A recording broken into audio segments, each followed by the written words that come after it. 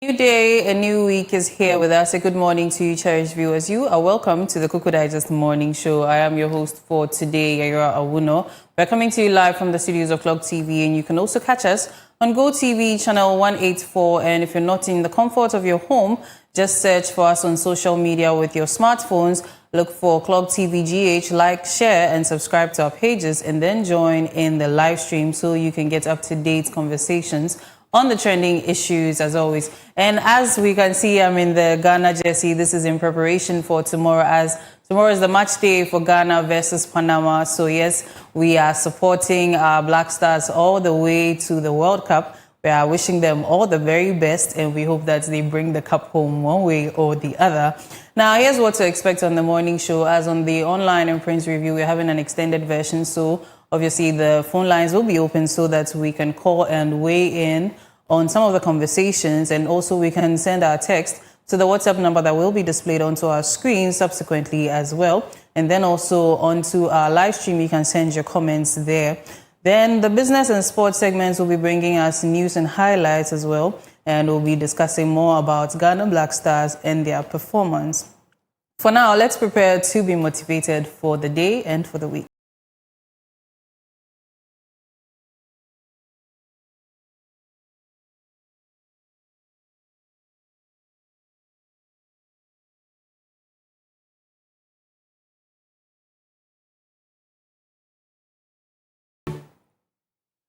Yes, as we like to do here, we like to motivate ourselves and our viewers. And today's quote is by Albert Schweitzer, and he says, "Example is not the main thing in influencing others. It is the only thing. Example is not the main thing in influencing others. It is the main thing." Now, Albert Schweitzer's quote speaks to the limits of verbal instruction in shaping character. Schweitzer is a theologian and a physician known for his ethic of the reverence for life, is pointing out that children and generally people absorb values far more through observation than through being told what to do. A parent can lecture about honesty, patience, or kindness, but if their own behavior contradicts those lessons, the lecture loses its force. This quote essentially argues that modeling is not just one tool among many for influencing others. It is the dominant one, and arguably the only one that actually sticks.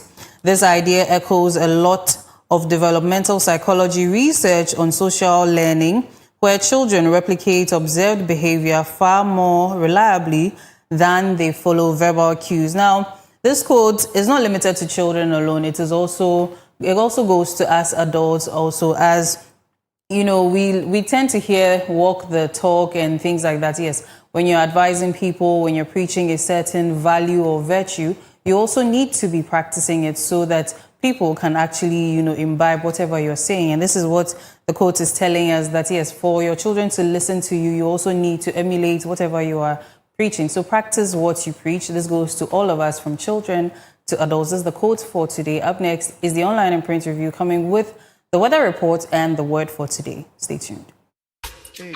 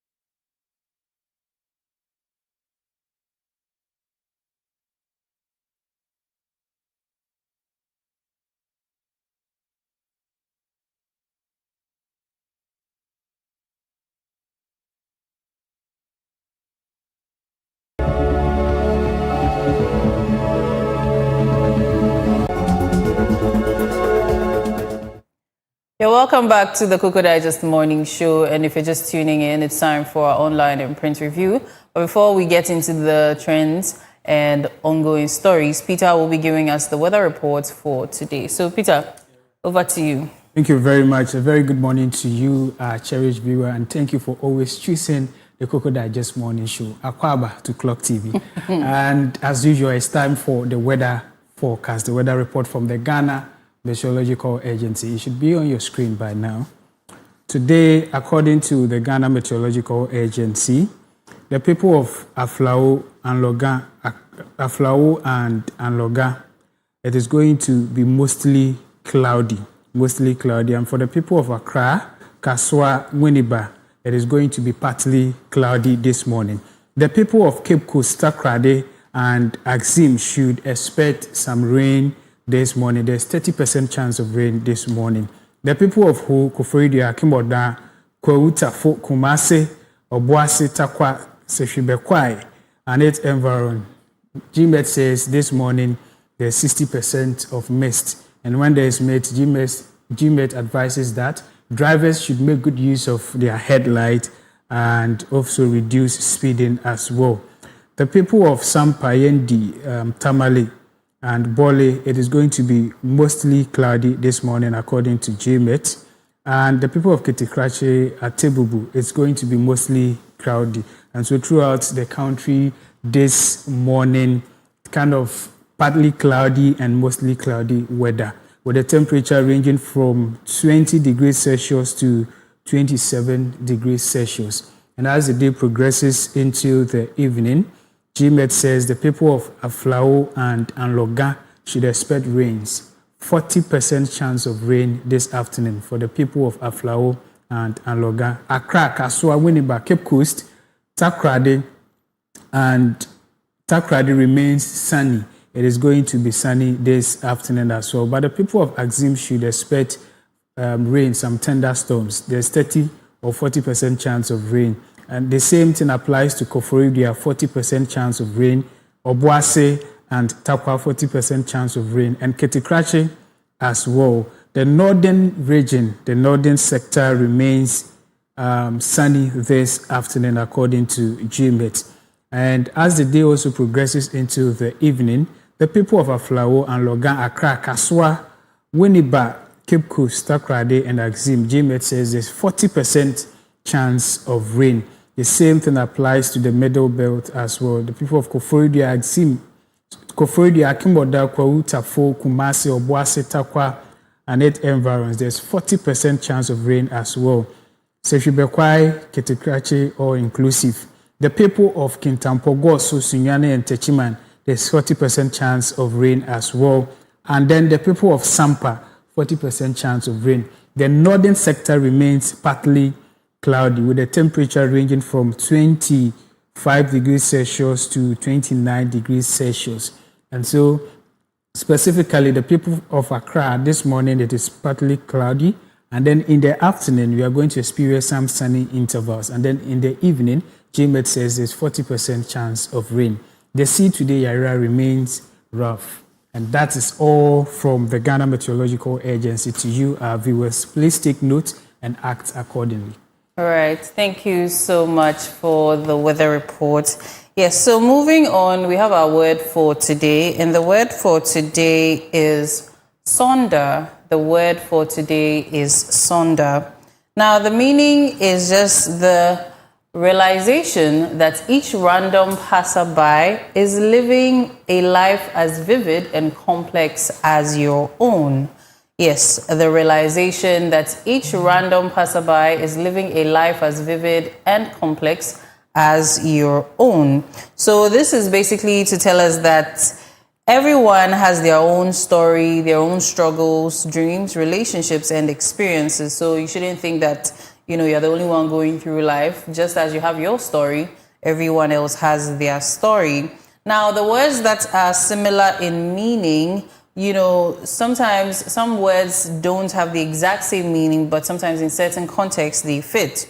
So we have the word empathy, we have awareness, we have perspective, we have understanding, we have compassion, We have human connection and we have insight as words that are similar in meaning to the word sonder. Then there are also some words, like I said, contextually that can be opposite to the word sonder. So we have self-centeredness and we have egocentrism, we have indifference, we have unawareness, we have apathy and narrow-mindedness. So here's an expanded thought on this word for us to take away. Sonder reminds us that we are not the only protagonists in the world. Every person we encounter is carrying unseen joys, burdens, hopes, fears, memories, and ambitions. Recognizing this can deepen our empathy, encourage kindness, and help us appreciate the shared human experience that connects us all. So this is the word for today, sonder. Let's take note. And also, aside knowing the word and adding it to our vocabulary, the meaning also plays a role. And my co-hosts are here with me, Bevelyn and Peter. Let's hear what they have to also share about the word sonder. Yeah, today is a happy day. You didn't ask us how we are doing and all that. No, we want to hear the sonder first. The sonder. I read a little bit about it, and the kind of explanation I want to give, but let me just put that aside. So understanding that, each and everyone has his or her own problems, and that you are not the center of attraction. It's very deep, and it's a very deep word, and that will make one understand that maybe as you're busy, maybe going home from work, and maybe a driver, maybe speed off, or kind of maybe anything that you might encounter on your way home, you don't get angry because that person is living in his or her own world. That at that moment, that person is going to the hospital, or maybe the person is going for a life-changing interview. So there's a whole lot people are going through, and maybe the lady in your office that serves you breakfast or coffee every morning has her own problems to deal with, and so you should know that you are not the center of attraction, and so we should appreciate those people. Maybe the person has people that he or she loves, people, she has bills to pay and what have you. And so you wanting to be the main point or the center of attraction sometimes, gets on the nerves of people. And I really appreciate the word. It's very deep. It means that we can coexist with one another, and then we will get to appreciate people a lot. Because when I get to find out that you have your own problems that you're dealing with, I will not necessarily get angry at the least thing that you're going to do, because I really appreciate that you're also living in your own world. And basically that's what I can say about the word. All right, thank you so Peter much. has butchered the word this morning. Yeah, I said everything. Everything. But then I like the fact that, there's this saying, or we normally say it, you see someone today, probably today the person is moody. You don't just jump into conclusion that probably that is the person's default, character or demeanor. But as soon as you get closer to the person, you find out why or reasons why the person acts certain ways. Then you tend to understand why they do certain things which they do. So I think I've learned a new word today. Sonder. Is this the first time you're hearing the word? Yeah, actually, it's my first time hearing Sonder. the word. Yeah. Okay. It sounds like a car brand's name. All right, thank you so much. So, yes, the word for today is sonder. Thank you so much for your contributions. Now I would ask you how you're doing, and as we're preparing for match day, everybody's in their jerseys, and I must say this came out against my will. Because I washed my hands off of Black Stars many years ago. We are all not happy. In fact, you're not happy? We are okay. Let me say it this way: we've not been happy when it comes to the Ghana Black Stars for some time now. We've not really been happy. You mentioned Black Stars, and everybody's boiling. Like we've had things on our chest for a very long time. But then I think as patriotics, as citizens, we have to own our own. You get it? My patriotism doesn't extend. we have to support our own, because so you see the game that happened last week. You also you see how we're happy for Mexico and everything. Well, We're we are just Mexicans hoping for a that. day. But if you don't win this game, then we are dead. Oh, we will do just fine. Yeah. I'm up and grateful. Divine selection. And I'm super excited that tomorrow we are going to face Panama, as people like to pronounce it. But the fact that, I mean, regardless of everything, anytime I wear the colors, I feel so proud. Right. Black Stars, whether we win, lose, or draw, we are still the Black Stars of Africa. We've made the name, and then we are known to be one of the, greatest football nation, regardless. But I'm sad because of what is actually going on currently about one of our key players, Thomas Partey, being denied visa to Canada. You see, a whole lot of conversations have gone on. Others, blaming GFA, and others blaming FIFA, others saying that Canada is a way of sabotaging Ghana and what have you. But then when you look at the whole story, it boils down to three things. We are talking about the sovereignty of, countries. We are talking about FIFA. So now Canada is saying that per their immigration laws, if there are charges leveled against you, even without pronouncement as to whether you're guilty or you're innocent of the cases, they can, you can be considered as inadmissible to their country. And then we know that Partey is facing so many counts of rape and sexual assault, I think 7 of them. And FIFA in return says that it doesn't have any power to, hold a sovereign country to allow somebody to go there. Theirs, does not go beyond, the preparation and what have you. And then in return, Ghana has responded by, writing to Canadians to at least let them reverse their, decision. But then we can only do that based on the bilateral relations. And I'm putting that one aside. I think that it is high time we stand together as, Africans. I mean, putting or considering what actually transpired at South Africa before this World Cup and the happenings during the World Cup with some African countries coming and the kind of security protocols that they go through, the referee that was not allowed to participate due to so many reasons and what have you. And then you look back and you see that our own Africans, we are fighting against ourselves. It's not fine. Africa is a continent and we need to stand for ourselves. And then I am very, disappointed that the South African government has not issued any statement as we speak, taking into consideration their first match and the kind of, support. Should I say they didn't even get any support from African countries? That should have sent a signal to the government to, actually release a statement concerning the grievances of African people. But as we speak, they've not released any statement. And when you go online, some of the things that they are even saying is kind of, unfair, that they don't need African support. Whether we like it or yes, we are all Africans. And at high time, we have to stand together as one people. Right. And then, even with the case, back to the case of Thomas Partey. Now, Ghana is riding on what we call presumption of innocence, that there's no court of competent jurisdiction that has pronounced Thomas Partey guilty of the charges or, allegations leveled against him. And so Canada actually denying him is a blow to Ghana. And I feel that it's a disrespect. Right, and I think that it's sad because when it comes to the Black Stars, Thomas Partey is a pivotal, brand or person when it comes to the football whole thing. I think it wasn't fair on the part of what happens to the person is still on trials, right? But we understand that there's issue of sovereignty when it comes to countries and all of that. Yeah. But with FIFA also, I was just thinking.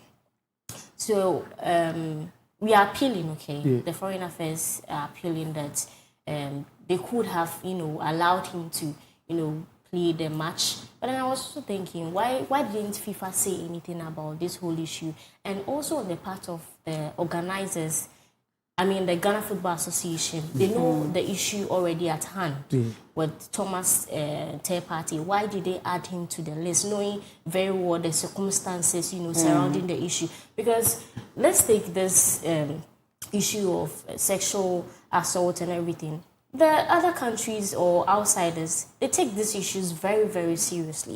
We Ghanaians, we take things as normal. Africans as a whole, we like to take things normal. Oh, it's different. Even there, before you even have sex, before you even have sex with your partner, you have to seek the person's consent. But yes, here, which is something that should be it should be recognized everywhere. Especially mutual, do you get his consent? But we Africans, we take things from, we're in yes, but these people take things seriously. So, and also asking, they should have worked around it before his name even came about as being part of the team. Because right now, anytime you mention Ghana Black Stars, definitely it will be related in a way to the sexual assault case. Okay, so with what you're all saying, as much as yes, it's all right to feel a form of empathy, but I want to ask that if it was any other person in any other profession, would we be pleading with the host countries to allow them in? That's my first question. Then secondly, looking at even the story will come to the Maslow story where the accused had sought permission to go for medical checkup and never came back till how many years later before being arraigned? And looking at our former finance minister also, all of these things. And then for the fact that I'm not necessarily saying that Thomas Partey is guilty or innocent. He's innocent until proven guilty, So actions do have consequences, and certain issues, like you said, on the international scale, are very sensitive. Now, even if he was branded as someone who was involved in romance scams and this fraud issues, would you also still plead that he should still go and play? These are things we also need to consider because already it's giving a bad rep to the Black Stars. Yes, we understand that he's a good player and everything, but at the moment, he is seemingly in some sort of troubled waters. So why not separate this issue from the Black Stars? They are equally competent players that can go and, still play. Now, with Thomas having his own problems to deal with, would it not be a bigger burden on him, even considering his mental health? Exactly. That, okay, he's facing, you mentioned about 7 accounts of, all these accusations and all of that. What could he be going through at the moment that, Ghanaians would also, try to require him to still go and play just because we know that he's a good player? These are things we should consider as well. And for the fact that it is an issue as sensitive as rape and sexual assault, Canada is well within their rights to say that we don't want a person like this in here. Because what happens when he's proven guilty? And then, in the West, they have an actual directory where there is a sex offenders list. Immediately you have been, found guilty of something like that, you are supposed to be put in a repertoire that in this area, so and so people are living here and here, so please beware. It is something that is there. Like Beverly was saying, Africans, we don't particularly take certain things very seriously, but the West does. And these are some of the repercussions of it. And these are things we should also emulate. Because if it was someone else here, a layman in the country who has defiled somebody or who has been accused of something like that, would we be advocating that this person still, be, if the person was, let's say, employed in one of the ministries or something, they will suspend you or, suspend you for a brief period of time to deal with that. So let's translate it into the football as well. Okay, so Yaya, I would like to start by saying, so what happens if he's proven not guilty as well? So that is the whole thing. Until there is proof that you are guilty or innocent, right now you are in limbo. And in that limbo, look you might as well just stay there. Let's even look at the people who has come out to even testify against him. like I said earlier, I will still repeat it again. We Africans don't take certain things seriously. It could be that, yes, you are married to someone and you're at liberty to even do something with the person or have sex with the person. In Africa, you can.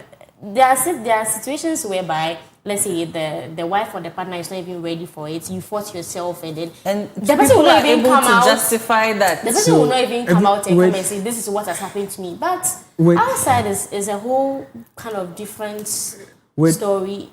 With these issues, I'd like to start with you by saying that GFA should have known better. Proud to. Exactly. This issue existed before this World Cup preparation. Right. You understand? And we are all dwelling on what we call the presumption of innocence. Like Yara rightly stated, if no court of competent jurisdiction has declared you, guilty of offences, until that is proven, you are innocent. You understand? And even his trial is scheduled for next year by this time, June 2027.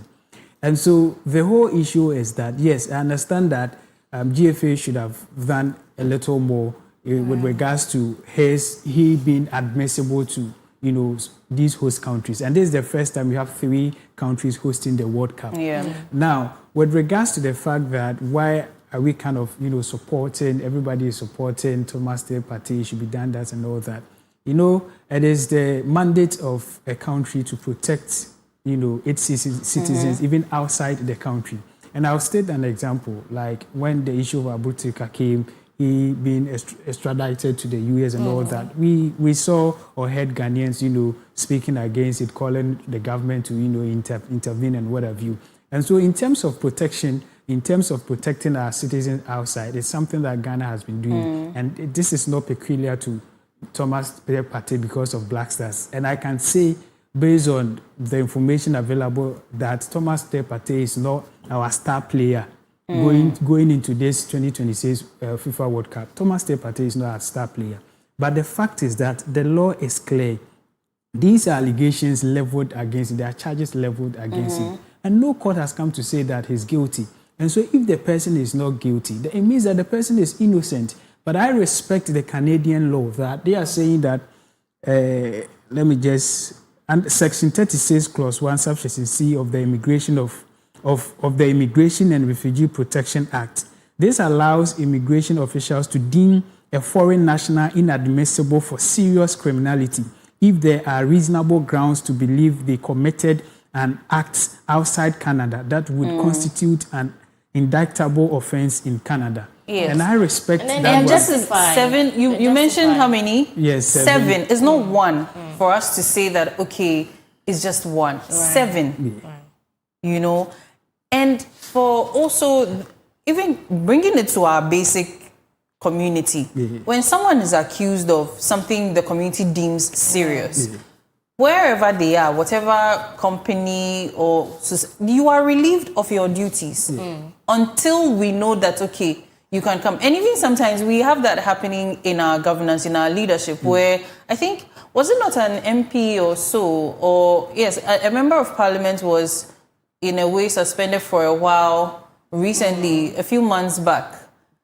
I think it had something to do with the primaries or so. And no, he was an ambassador, yes, the ambassador to another country, or Nigeria, yes. Even with that issue, look at how it had to go down. Now, the president had to just relieve him of his duties for a while until everything was settled. Why can't we translate it into this same issue? Because you, Peter, if you are accused of stealing in Club TV, you know that you have to, wait a while. The investigations will have to go on. CCTV cameras and things will be checked until investigations are thoroughly done. You will not be back on set. This man in question is still playing active football in somewhere Spain. He plays for Villarreal. He's still playing active football. Yes. So Thomas Partey, he plays for Villarreal in Spain. He's still playing active football. So the fact that he's playing in Spain does not necessarily mean that every other country would also want to do the same thing. And see, it's not only Thomas Partey in this issue. There's this Somalian referee, Umar Atan.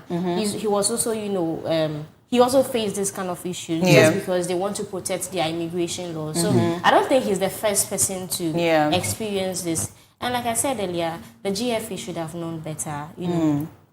And you know, Peter also mentioned protecting citizens and whatnot. Yeah. And I know that with the Geneva Conventions and Hague Conventions that, you know, govern international relations and all of that, there are certain rules and regulations to follow. But as citizens, we also need to know that actions have consequences. Exactly. You cannot. So this is just using Thomas Partey's issue as an example. Yeah. So Peter cannot have 7 counts of rape accusations and expects the government to, you know, try to protect him. Because this is a serious issue. It's not one case, so it's 7. I get it. Right. And this is to show that it is a severe issue. It's a severe case. Yeah. In that case, you shouldn't expect that the government will try to cover you and all of that. You will face certain consequences regardless. The government is not trying to show... I'm saying it to us as citizens that yes, we need to protect our people outside of the country and all of that. Yeah. But we also need to recognize that actions have consequences and there are limits to the protection you will get. Yes. Now, let's even use South Africa. Now, if we have a Ghanaian who was in South Africa and also ended up maybe assaulting a South African. Yeah. And now South Africans turn against the Ghanaian and try to also beat and kill him. Yeah. Or, you know, his life is in danger. How much protection do you think the government or Ghanaians can give that person? Because look at the scenario. You did something.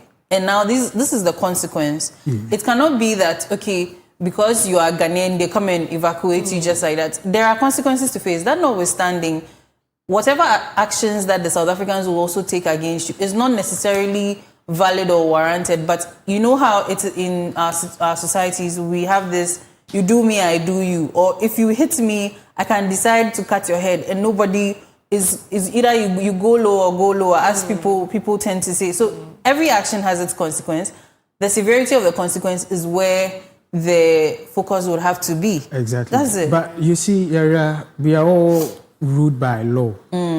Like Ghana 1992 constitution and other countries also have their law. And then lawyers will tell you that when they read the law to you, the interpretation is somehow deep. And that's why sometimes you need someone who has gone through the process, he understands the law.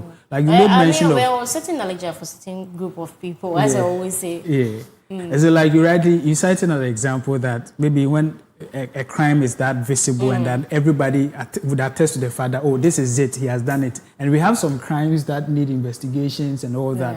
Like what we are saying. So we have what we call the presumption of innocence. And that is basically each country, no matter what, you are not guilty until proven guilty. And that is what the Ghana government is seeking to say. Nobody is actually kind of, shelving his wrongdoings and all that. But this is what the law says. You understand? And that is what Ghana is trying to defend currently. And I will also say that, the Canada and Ghana have some kind of bilateral relations. And I think that the Canadians should have, for lack of a better word, respected that. And even with this, you could have been given a restricted, visa that you get to this place right after the game, you go back. But then you see, I understand where you're coming from, but then in the case, you mentioned about Ghana having laws and, bilateral cooperations with Canada and all of that. But then again, what happens to Canadian laws, to immigration laws? Do you get it? They're also trying to protect their own, their people. Yes. So the argument is not that we are telling Canadians to forfeit their law, whatever it is. Now, with the law as stated, the law says that one is not guilty until proven guilty by a court of a court of competent jurisdiction. And here lies the case: 7 counts of assault. No court has been able to say that the man is it that guilty. They have not been able, or they've started the due trial. Diligence has He's not on yet trial. been done. So until June 2027, Okay. that the court will come out to say, see, Thomas Partey is guilty of whatever allegations leveled against him.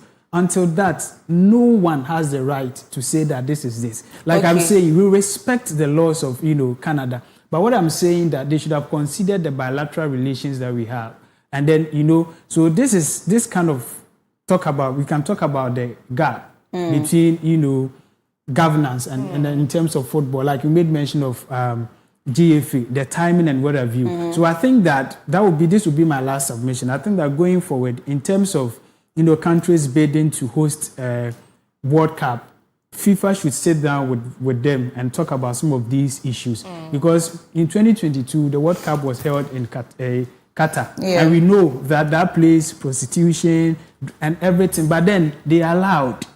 People came in, but they say you can come in, but then respect our laws. Yeah. Just respect our laws. And I think that the same thing could have been done, irrespective of everything. But then I don't see Thomas Partey is not a star player going into 2026 World Cup. If you are talking about star player, Semenyo is a star player. Because if you are talking about star player, we are talking about impact and performance. Semenyo joined, City, scored 11 goals, won some caps. He is the talk of town. But like I said, we have to protect our own. And we are not, against the immigration laws of Canada. We are just protecting our own. And then we are hoping that maybe from now to maybe 6 p.m., the government of Ghana and Canadians, the Canadian government will be able to come into a conclusion that they'll give him a restricted, visa to just go and play the match against Panama. And him as an individual, would he have that kind of sound mind? Because this is a very serious issue, okay? Yes. This is a very serious issue. Would he get that kind of sound mind? But I've been charged to also debunk your statements that once you find yourself, as a part of the Ghana Black Stars, you are a star player, regardless of Peter's opinion about that. With every team, we say we have star players. Before now, Kudus was our star player. Is it not? Kudus was on what grounds did we pronounce or did we give that name star player to Kudus? Okay. But understand? I have a question for you still with this same immigration thing. I'm going to create an analogy. All right. So now you are a man, you have a male friend, you have young daughters, and your friend also has sons who are, also has children. Now, at a certain point in time, there are rumors in your community. Now, both your kids play together. Now, there are rumors in your community that one of your friend's sons has been molesting young girls, right? Now, it has not been proven accurate. Just accounts, over 5 accounts, basically. Will you welcome that child into your home as freely as you used to before you heard those rumors? These are some of the things we need to consider when we are looking at what's happening with these countries. Will you? Because these are just rumors. He has not been proven guilty. But there are different stories by different people about this same little boy or young boy that this is what he's been doing. And your beautiful young daughters play with him all the time. Will you welcome him? With this scenario that we are talking about, we are not asking the Canadian government to give him a free visa as compared to everyone getting a visa to visit the country. The question: Will you be as welcoming as you used to be before you heard the allegations? If that young man has a responsibility or has something to come and do at that point in your house, in my house, he has something to come and do, and so he will just come do whatever he or she is supposed to do. You give him the liberty to come. When he comes, will you leave your daughters just? No, let's be realistic about some of these things. When we compare what is happening with this scenario, it's just an analogy, just to juxtapose the same principle. It wouldn't tally. Now, we are not asking the Canadian government to openly accept Thomas Partey. We understand the count and we understand their laws and whatever. He is just going to play for 90 minutes and leave the country. Okay. So another one. He has a responsibility that he's going to undertake. Right after the responsibility, he leaves the country. We understand that you are saying that he is a threat to your country and you don't want to expose him to your citizens. Right. Okay. But here lies the case, if not for the World Cup, if not that they are playing that kind of opening match there, Thomas Partey wouldn't go there for anything. He goes to the embassy and you deny him visa for this same reason. That would be him. Okay. And here lies the case. He has a responsibility. Since you said my analogy doesn't fit. Now, let's say there's someone from another country who was accused of being part of a terrorist group, ISIS, Boko Haram, whatnot, part of the suicide bombers and what. He's been accused of being maybe a Taliban, all of that. Then all of a sudden, we hear that he's coming to Ghana for Dirty December. Now, Dirty December, let's give or take maybe from 18th to 31st of December, right? So give or take 2.5 to 3 weeks, right? As Ghanaians, will we willingly say, oh, sure, this person accused of terrorism in other countries or being part of a terrorist or militant group is welcome? Will we do it? No, there are levels when it comes to there are levels when it comes to cases, murders. There are levels. So we have levels of cases, and then we have some. So that what is level is Thomas Partey's one? I mean, you see, this kind of, I understand where you're coming from, but some of these examples will not sit well when you try to compare them. You know, this man we are talking about has played a leading role in inspiring local children during the Black Stars Community Engagement event at the Brand University in Rhode Island ahead of their FIFA World Cup opener on Wednesday. You see, this man we are talking about, so we should get to understand the whole thing. Understand where you're coming from. That the fact that he has been declared this and is going to say, these are allegations. You know, and remember that this actually happened to one African as well, which took about 2 years, also a footballer. Now, when we want to go into history, you realize that these are some of the things that the Westerners do to our African, compatriots, our Africans who are doing well in football. And so these are allegations, This is what is actually happening. And then I understand that sometimes it poses, danger and then threat and all that. But when you compare high cases, you see, even in Ghana, we say when there's something we call treason. Yes. Like somebody will go and steal money, or somebody will go and steal, let's say, banana or plantain, and someone who has committed murder. In as much as these two are, illegal, you can't compare the two. Someone who went to steal. So the same thing must be applied here. So I think how serious we have a caller on the line. Sorry, let's hold on. We have a caller on the line. Emmanuel, hello. Hello. Good morning. Good morning. Thank you for calling the Koko Digest Morning Show. Would like to hear from you.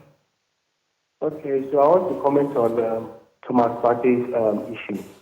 So I would say the examples that you are giving is not telling. And also, it seems like you are taking the thing to a different dimension as sexual. You understand? As the guy said, no court has proven him guilty. So you have to be very, very conscious of what you are saying. You can be sued. Because the way you are talking to me seems like, okay, you want to do like a feminism, something, you understand? And this thing is very, very serious issue. According to the laws of the every nation, you have to understand that if the court has proven him guilty, that means that he will be sentenced to imprisonment or will be I don't know how to put it, but you have to understand that all these things you are saying, all the examples that you are giving are not tallying. And also you have to know that he as a person he's also playing outside Europe, in Europe, you understand? And the Europeans also know that they have their own, the laws of the country. They have their own laws. And considering the issues, it was 7. Now reduced to 5, you understand me? It was 7, reduced to 5. And we have other examples that you can give that ladies have put guys or footballers in this situation and have tarnished their image, spoiled their careers, and now they said, it wasn't true, you understand? Right. So we have to be very, very, very conscious of what we are saying. Okay. Otherwise, if you don't say it well, you can be sued. You understand? Thank you. Thank you very much, Emmanuel. So, to clarify, my point is based on what Canada is doing, that immediately there is a form of allegation, like we heard, 7 counts now has been reduced to 5. Everybody goes on high alert. Everybody wants to protect themselves. That's why I was even given different scenarios, which would also pose a threat to us or pose some sort of fear in our hearts about what would happen. So this is not to say that Thomas is guilty or not, because he hasn't been proven guilty or innocent yet. So he's innocent until proven guilty. But the point is that the number of counts makes it a severe issue, which makes it something that will cause nations or a country like Canada to be on high alert about him. So in understanding why Canada is not big on allowing him in the nation, this is why I also created these little scenarios that even the little things we hear or we have in our society, you realize that everybody will withdraw from you a little. Right. Yes, Spain is allowing him to play and whatnot. They also have whatever rules and regulations he has to abide by in playing there. You cannot also force another country to go by that just because, yes, he's been an instrumental person in the Black Stars and whatnot. He's done good and all of that. He's still a human being. These nations also still have their laws. And the best we can do is hope that he is proven innocent in due time so that all of this can blow over. Yes, it has happened to a lot of footballers where their careers and their images have been tarnished for a while and we don't even hear of them anymore. But we need to remember that every country has their own laws and rules and we all have our sentiments about these things. And this is why Canada is not big on allowing him in the nation, and we can't do much about it. Yeah. Now, please quickly, I think we have another caller on the line. Right, and so basically, and then we shouldn't also forget that even US has allowed him. Okay, you understand? So Peter, please put a pin in that. We have another caller on the line. Hello. Hello. Yes. Thank you for calling the Koko Digest Morning Show. Your name and where you're calling from, please. Okay, my name is Sam and I'm calling from Amahia. Okay, let's hear you. Okay, so the little input I have with the case of Thomas Partey's issue has to do with the English media. Because in the whole wide world, the English media, that's the media centered on the football fraternity for England is the biggest. And they have the biggest influence when it comes to such cases. Right. Now, the thing was very simple. It all started with the media trying to know if they are supposed to handshake Thomas Partey or not. If they meet Ghana on their, that's the second match. So this whole thing blew out of proportion because of the English media who started this propaganda.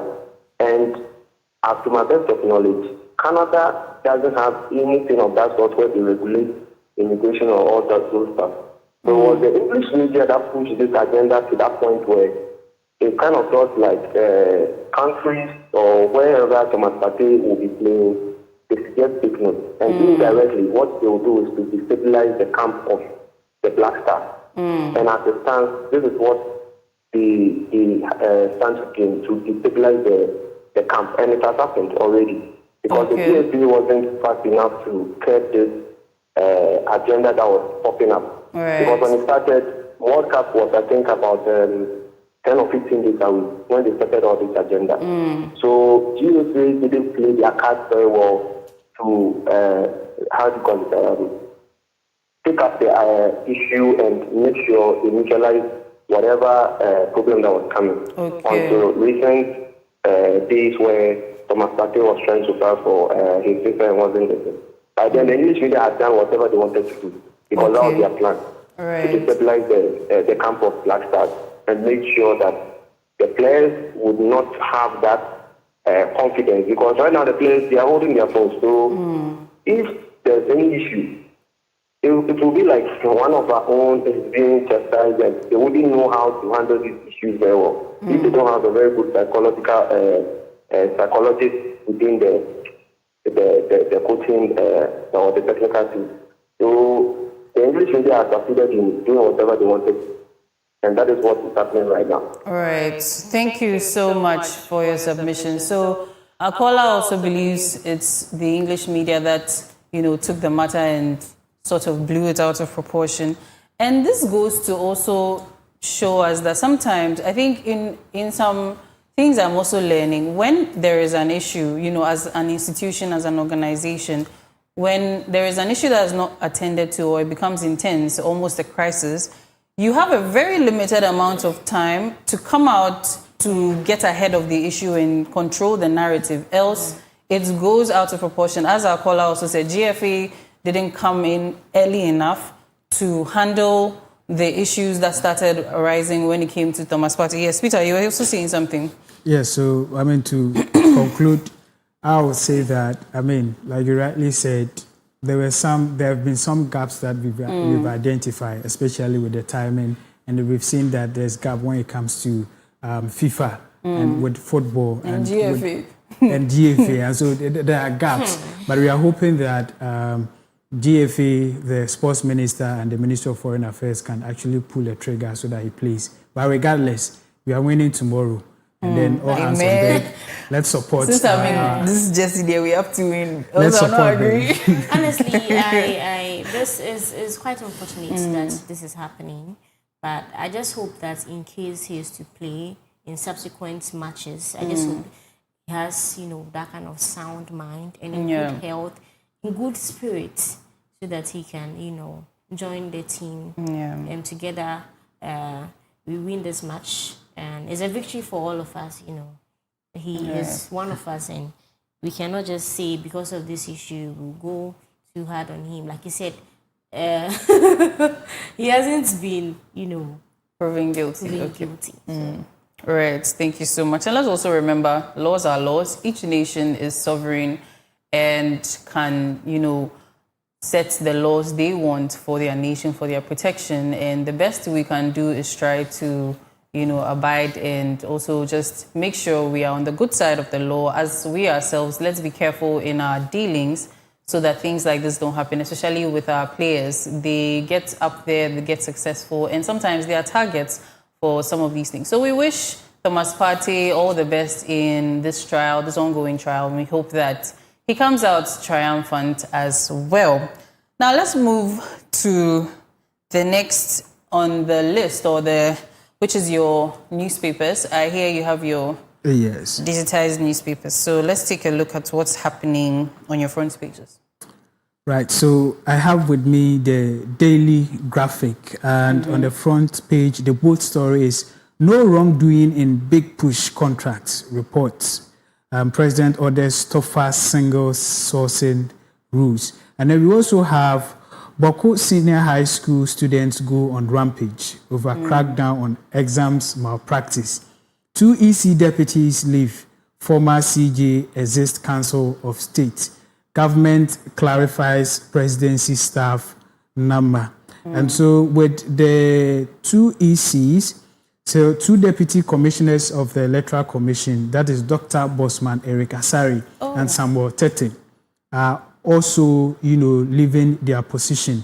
And then, one is moving into academia, and that is Dr. Bosman Eric Asari. Yes, and the other, Mr.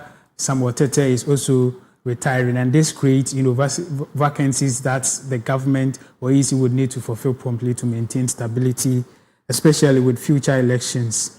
And then with the Boko SHS issue, they said the student went on rampage over crackdown on examination malpractice. And I have some things where I want to read.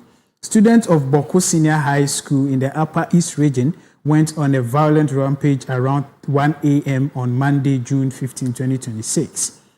And they say school management and staff enforced strict rules and refused to allow examination malpractice during final exams. And so they say the students destroyed school property. They injured 2 teachers.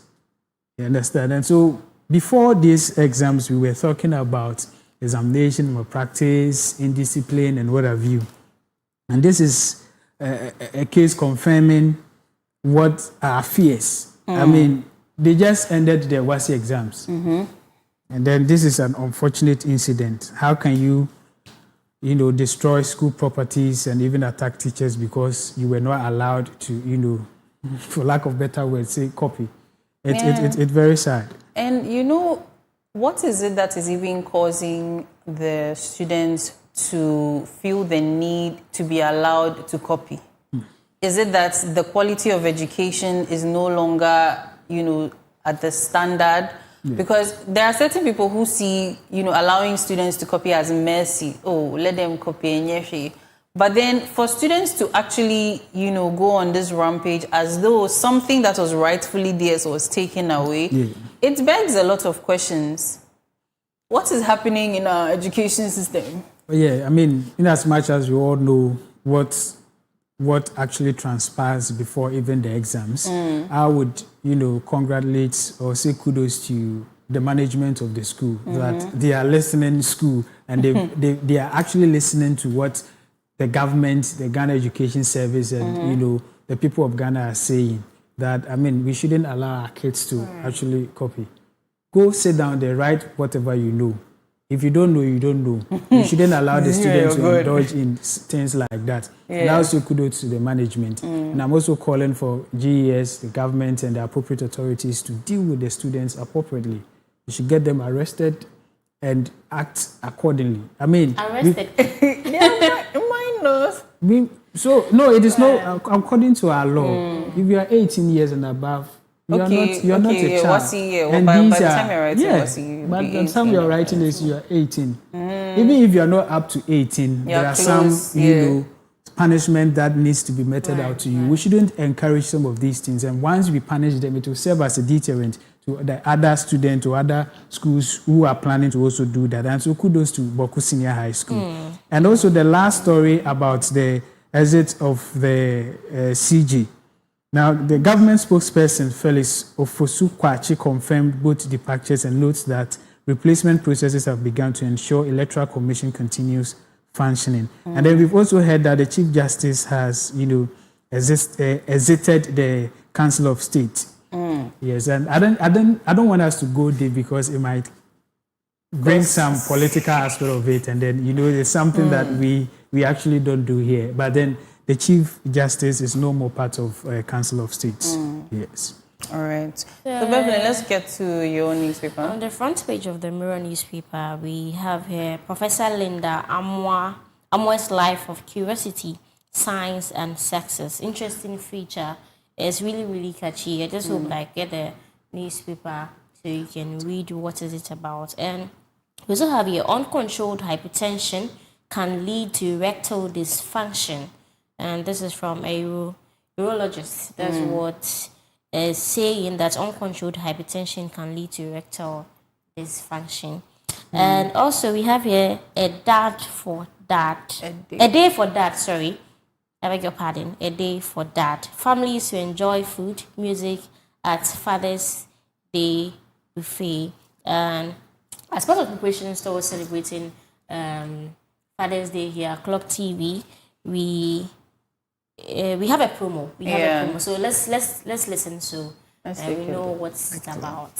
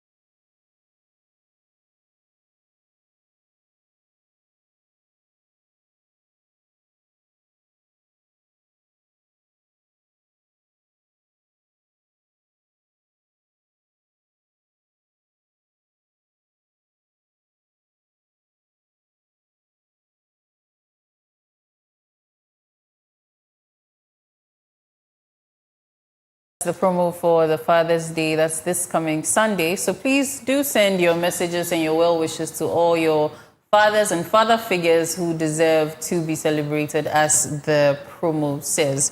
So yes, coming back to, maybe we should talk a little bit about fathers, even though we'll do more of that on Thursday. Yes, do you have any father figures you'd like to wish, or any beautiful stories about Father's Day? Yeah, a whole lot, but I would have to choose my words carefully. So I'm still preparing, and I'm still, defining or looking for the right words to use to celebrate my father, my father figure. So as Peter is, recalibrating, the phone lines are open, and if you want to wish your father or a father figure in your life a happy Father's Day, please do well to call as well. You can also call and weigh in on the conversation as well. You can send your comments to the WhatsApp number that is displayed on your screens, or to the YouTube or Facebook live stream.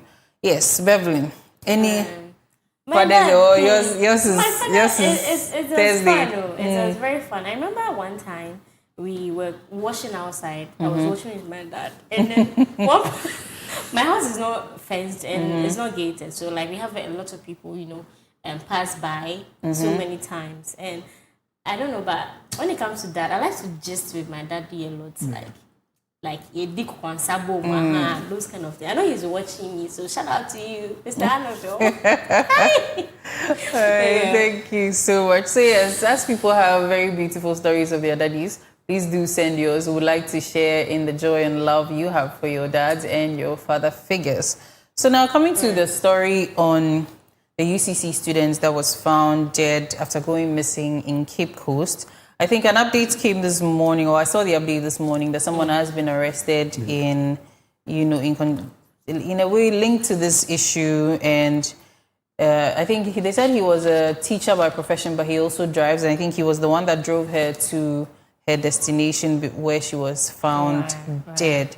But this story, the main problem I had with some of our media houses was that they put out, some media houses put out, the content cards where they were saying that she apparently was, going out to meet a man. And, with what we do as media houses, news, TV stations, radio, and all of that, the framing of our content can make or unmake the story. And this is a lady who has been found dead. She's lost her life. Yeah. And then you put out a story or a headline that says that she went to meet a man. It takes attention off the fact that this lady has lost her life, and rather, tends to spark up a whole different conversation, which will cause all kinds of insensitive comments to come out. So I think this goes to all of us. We need to be sensitive about some of the things we say. Right. Yes, she did go out, and in the end, she did not come home.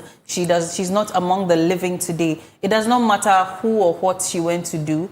This young lady died. What do you think? It's quite unfortunate. Yeah, I saw a video yesterday about one blogger. I know right now the bloggers are automatically media people, because you see them with their cameras and everybody says that they are media people. It's quite unfortunate. In fact, yesterday I was mad and crazy seeing a blogger saying that the girl went to visit a man, and with the content that he was doing, he was trying to say that she has sold herself to a man. Honestly, I was so pissed. It's quite unfortunate that people want to catch the crowd. Chasing clouds rather than reporting on the exact matter we are talking about. Somebody's life has been lost and has been dumped in the sea, and I'll just say a big thank you to the investigation team. I think that the timing was very, very fast. I know it's a very serious issue.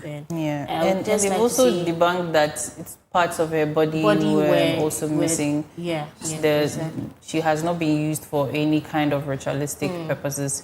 And let's also be sensitive to the families. We don't need to wait for it to be us before we think of, these are human beings, these are people. It could also be you, it could be me.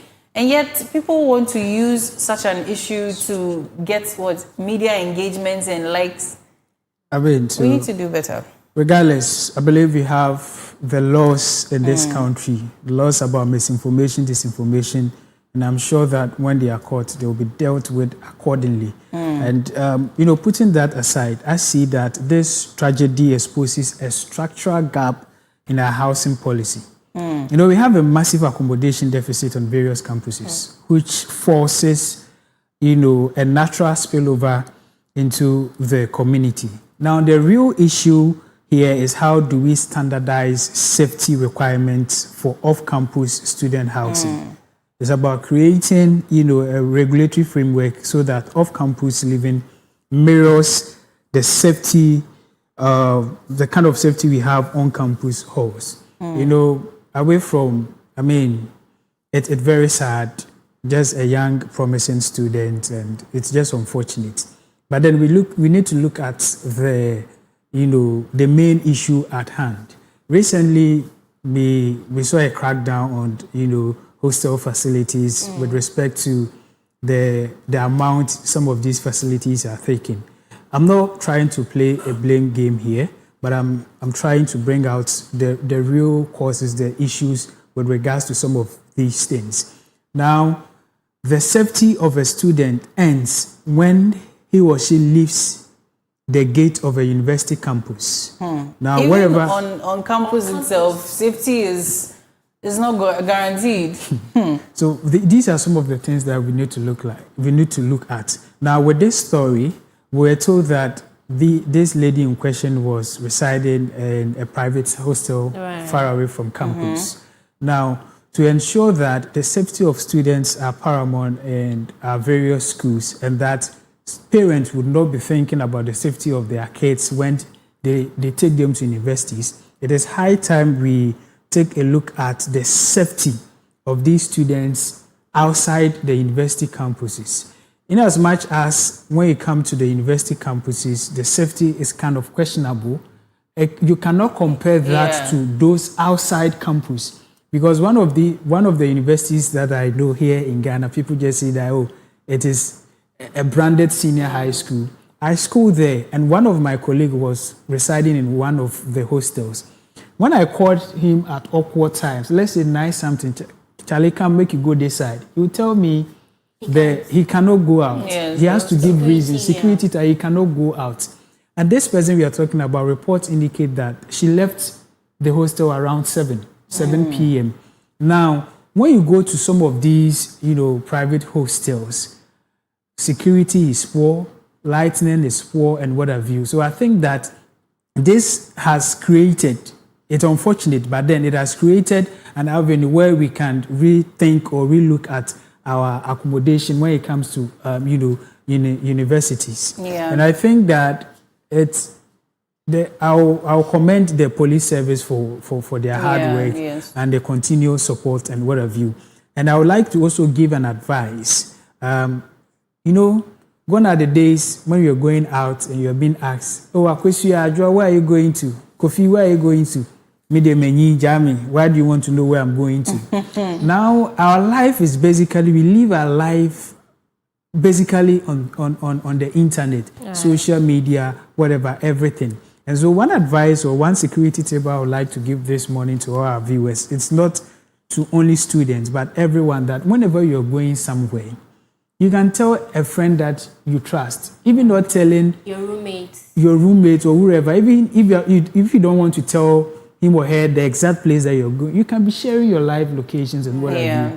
Now, what makes this investigation very tedious is that the phone that the investigator can actually use to track her activities and all that is missing. You understand? Let's say if she had, sent her live location to a friend, or she had probably informed her friend that, I'm going here and I'll be back in no time. It would have helped in investigation and all that. And I think that the only thing we can do to help ourselves is, sometimes sharing our live locations, telling a friend, I'm out here, I'll be back in this time or all that. It will go a long way to help, because these days you cannot trust anyone. And I know that viewers watching us right now, they all have experiences. Sometimes some of us, we have to lie.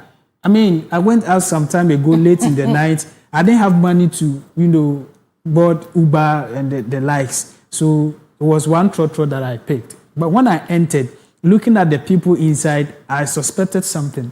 So I had to lie. I had to immediately pick my phone as if I'm on call. Charlie, you did the police station there. They come. I did this side and this.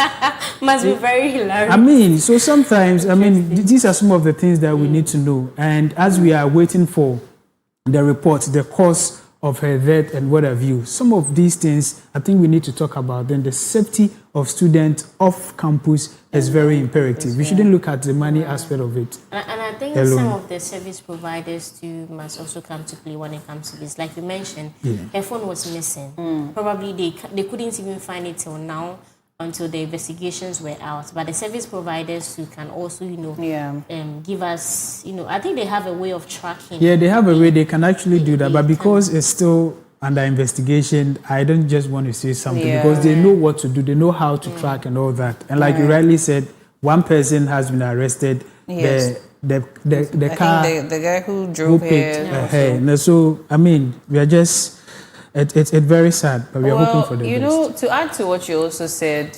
being feminist and all, the young ladies, I think most young ladies actually tend to, when you go out and it's really late, when you pick an Uber or you use the ride-hailing app, sometimes I think it got to a point where these ride-hailing apps were also deemed as a bit unsafe because of how the conduct of some of these drivers.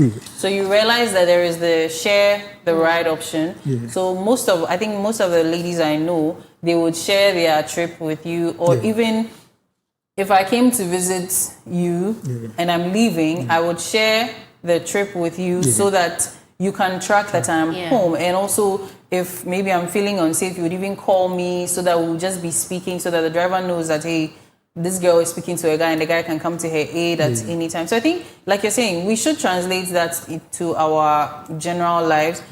It may not necessarily have to be any trusted friends or anything, but just make sure that you're sharing your location and, the basic details with people you care about. Someone might argue that why are we going around always thinking negative, always being pessimistic? But this is the world we live in. And we need to make sure that we are safe. This lady left the hostel at 7. It wasn't even, let's say, around 10 or 11 p.m. that we can say that, okay, it almost, in a way, makes sense that she ended up in an unsafe environment. It was at 7. So what about you, the one who goes to do your jams around 10 p.m. and all of that? So let's incorporate that in our daily lives. Oh, I'm going here, just take my location. It may get tedious at a point, you may get tired of it, but let's make it a habit where every now and then we do that. And then also, we know we are, okay, even this goes to even the children. We claim we are also adults, like Peter was saying, that but let us make sure our parents know one or two of our friends or have their contacts. So the person you've been using to lie to your mother that you are going to her place when you've been going to your boyfriend, at least let your mother have her number, let your mother have the boyfriend's number or something, so that in case, your mother is looking for you and they can't find you, they know, these two people are the usual contacts. Let me reach out to them to find out. Maybe this person knows where my child is. And then you can ease your parents' anxiety as well. And then also finding you would not be difficult. This is a very story that I feel like one of my lecturers would be very passionate about, Miss Eva. She usually talk about students, lives and all of that. And she tells us some of these parents, sometimes they don't even know the whereabouts of their children. You see, SHS was a part where you get to stay alone, visiting. That is when you get to see your child. Or maybe you send them something. But we should make it a point in time at always, like, get in touch, be with your kid, know what they're about and all of that. It's high time. And so, but these same kids too say you are invading my privacy. So there has to be a way to do it that you are not crossing the boundaries. You are just, because even at this age, when I'm going out, my mother still asks me where am I going. It's very important for security reasons. And you see, in as much as, when this issue came up, even though the Ghana Police Service has come out to say we should debunk it, I'm not saying it in relation to the issue at hand. But you see, we are in this country where people tend to do things secretly, in secrecy. They want to do things secretly. And then at the end of the day, when things go wrong, it boils down to, I'm not trying to be like, I understand. But it boils down to a guy.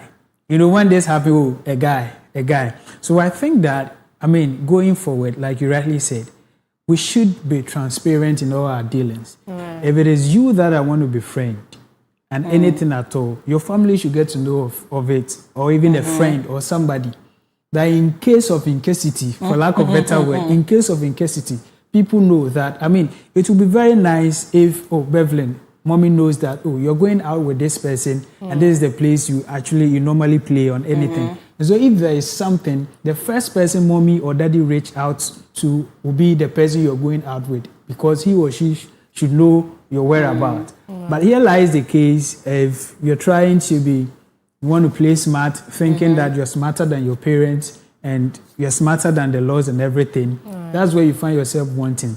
And because we live in digital age, we use a whole lot, we use the internet to do a whole lot. You can be in the comfort of your home, you're chatting a stranger, something you don't know. Maybe probably you've seen something trending online, and maybe this stranger has promised you of something. Sometimes we link this to kids, and even adults, they fall victims into it.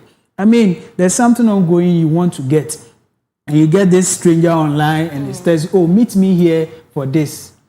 Out of excitement, you just go. And so I think that you just have to be truthful to ourselves and know the environment you are living in and be transparent. And for my last submission on this, in terms of relationship, those who do the triple and multiple, we are not praying that something like this should happen. But then once it happens, you better bread and say, you call Kojo, we say, I've not seen Kofi, I've not seen. Yeah, I've noticed. So where is he? Well, I mean, just on the lighter note, but it is something that is currently ongoing. Relationship and what have you is leading a whole lot of people into mess. I mean, a whole lot of people have died out of this relationship. Something that somebody says, "Oh, I'm here." The person is here in Accra. Will travel all the way to Kumasi to go and meet somebody the person has not seen in person before, just online, what have you. Like I stated earlier, I'm not saying this with regards to the tragic incident, but these are all realities on grounds. And so it is becoming serious. And parents do not even know the whereabouts. A case of that sort happened when a senior high school student, the lady left campus to visit her boyfriend somewhere, and it became an issue. So I think that if you think that you're old and you are up to and you want to do that, let your parents get to know that this is this. And for the guys, for your safety, sometimes when things happen like this, before you be exonerated, or what is exonerated, not just say, and some say, for your safety and everything, please don't do things undercover. If you think you are ready, expose yourself, show yourself. For security reasons. Just dating in secret. And I think in general, we should also endeavor to just be trustworthy people as possible. Because I think even with the relationship issue, there are some people who, you go see your partner and all of that. Especially, let me use the girls going to see the guys. And you are probably with a guy who will not make sure that you are home safely. You leave his end and that's the end. Whether you text him that you are home whether or you are not. safe. And all of that, if this is your partner, you have to, and it goes, both ways also, so that even if the lady, you cannot come and beat whoever the assailant, you can at least call the police or, find some help for the person. And I think even when we were younger, we were told that we should move in groups sometimes. So you find that sometimes, like you're saying, you're going to meet someone you don't know. I'll call Beverly that, let's go together. Now, if this person was probably a kidnapper or something, because they've seen both of us, hopefully just the two people would discourage them. Sometimes it even becomes a worse issue, but it's still a safety precaution that you take. So I think also that even as people, we should try to be trustworthy. As a guy as well, if you are calling this girl to come over and she comes, she withdraws consent at some point, does it warrant, beating her or sacking her from your home around maybe 1 a.m. at dawn, knowing very well it is not safe for her? These are things we should consider. We have a caller on the line. This is Janet from Takoradi. Hello, Janet. Okay, so it seems we've lost her. So yes. I was also talking about the fact that yesterday I was going through the lady's TikTok videos and you can see this is a very beautiful girl, very bubbly, like she's lovely, and you can see her friends, like they almost move together. She's going to KFC, she's going to Chicken Man, Pizza Man. They're always in shoes and then like they're always in like together. And I would like to see that this happened on campus, okay? This happened in a school environment. Let us be each other's keeper. You didn't see Amma today. Oh, text her, call her. make sure she's safe wherever she is. Make sure she's not, just call her, ask her, oh, are you okay? Did you get to your destination? Let us try and be each other's keeper. Right. Yeah. Right, and I also like to conclude by saying that it's high time we strengthened the relationship between, our communities and the security services. So regardless of wherever you find yourself, the community should ensure that in terms of security, they are on top of their game. And then those days we had what we call the community police. Always you see them around, you see them at, vantage points, places that we will call awkward places, just to ensure that there's security. I mean, we should be able to move safely in the country as well. All right. We also have a caller on the line, David. Hello, David. Hello? Hello, good morning. Thank you for calling the Koko Digest Morning Show. Yeah, I'm David calling from Asama Dekre. All right, let's hear you, please. Yeah, I want to contribute to Okay. a lady who was killed at Could you please speak up a little? we We have a little difficulty hearing you. Can you hear me? Yes, please speak up a little. Yeah, I'm saying I want to contribute toward the lady who was killed at Koko University. Okay.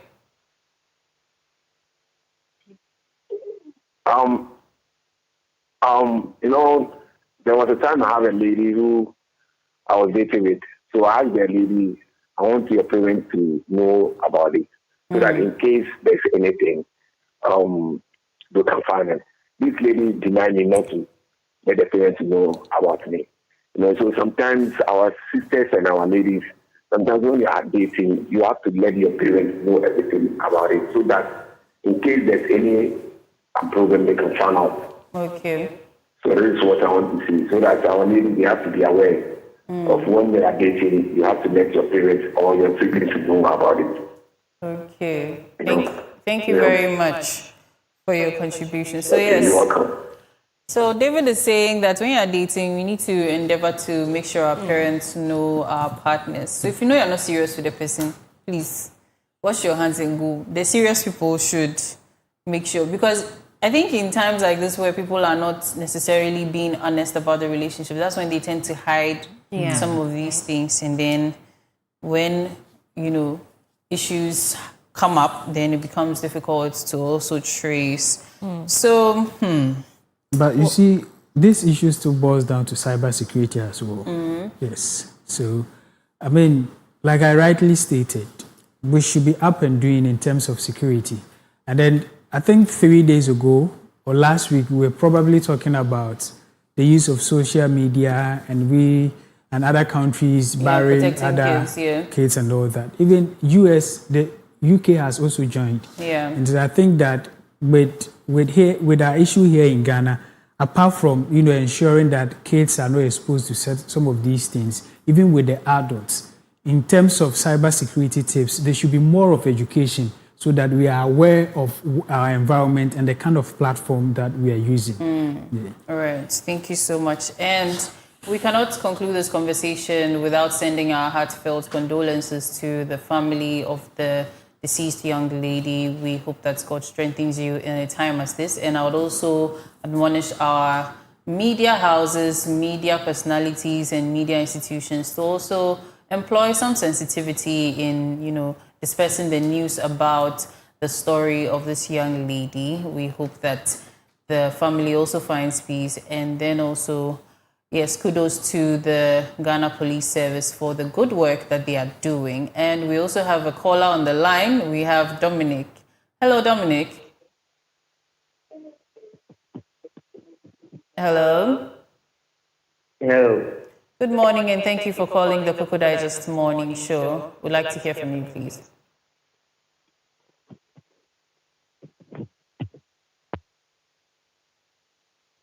Hello. Oops. So it seems we lost Dominic there. Yeah, so still on the death, a few days ago we lost a Ghanaian fashion designer, Sadia Sanusi. Yes. She passed away a few days ago. She had a masterclass coming on on, I think, 22nd of June, which is like next week. And it's so sad. She slept and she didn't wake up again. The fashion industry has lost a fashion girl. She was my senior in school. Oh. Yeah. That's sad. She was a pretty cool senior. It's actually, it's almost unreal, you know, because it's such a young, vibrant lady, and then we just hear that she slept and never woke up. And I mean, we are yet to hear more on that. Obviously, there will be investigations conducted, postmortems, and all of that. But I think maybe what the main thing I would say to this is that as much as we may look or feel healthy, we still need to do our checks every now and then, because there are certain things that can kill you in minutes. Something like an aneurysm, you know, in the brain, just in seconds you're gone.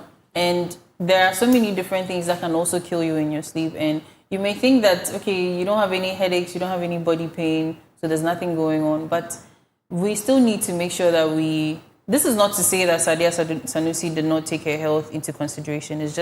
I'm just talking about the silent killers that, you know, hover around us every now and then. And again, Vlog TV would like to send our heartfelt condolences to her family and loved ones. We hope that God strengthens them in a time as this. Peter wanted to say something. Oh, no, yeah, right. But basically, I mean, our word for the day was... Thunder. Yes. Yeah. So everybody's dealing with something. Period. Everybody has their life and their health. Okay, so we have this issue here. I don't know whether we should talk about it. The student that was misbehaving and, you know, they had an altercation with the teacher. The viral video. Yes, where I think the student, it was a young lady, she got in an altercation with the teacher, and then the teacher was suspended, and then some members of NAT Senior High School. Right. Some members of NAT also said that they would not agree to that, or they would also go on strike if that happened. That incident was unfortunate. I mean, I was very sad when I saw the video. See, let's just be frank. I mean, we have leaders. And in that scenario, the leader in question was the teacher, the 39-year-old teacher. And now we know teachers, as part of their training, they are being taught what we call I've forgotten the word, but what at all could actually infuriate the teacher to actually, you know, do what we saw. I mean, it's very sad. I mean, the best thing the teacher could have done was to walk away. And then as part of their training, they teach them all those things.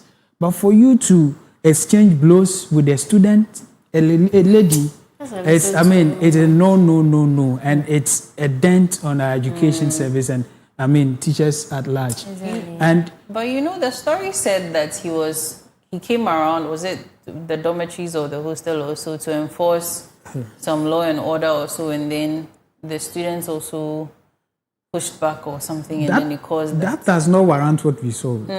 If a student the student doesn't want to oblige, what you have to do is just walk away and report to the appropriate authorities, not to exchange blows with a student, a female student as such. So I mean, that is not even where I'm even looking at. I want to look at the fact that what could be the reason why the students can feel that they can push back at the teacher.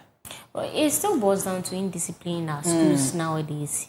Because our time, if a teacher comes around, he's holding some 15-foot cane. I remember, everybody falls in line. A few minutes ago, we were talking about the rate of exam small practices in our schools, and the number of indiscipline in our school is also increasing. So it's like two things from different angles. Like indiscipline is becoming too much.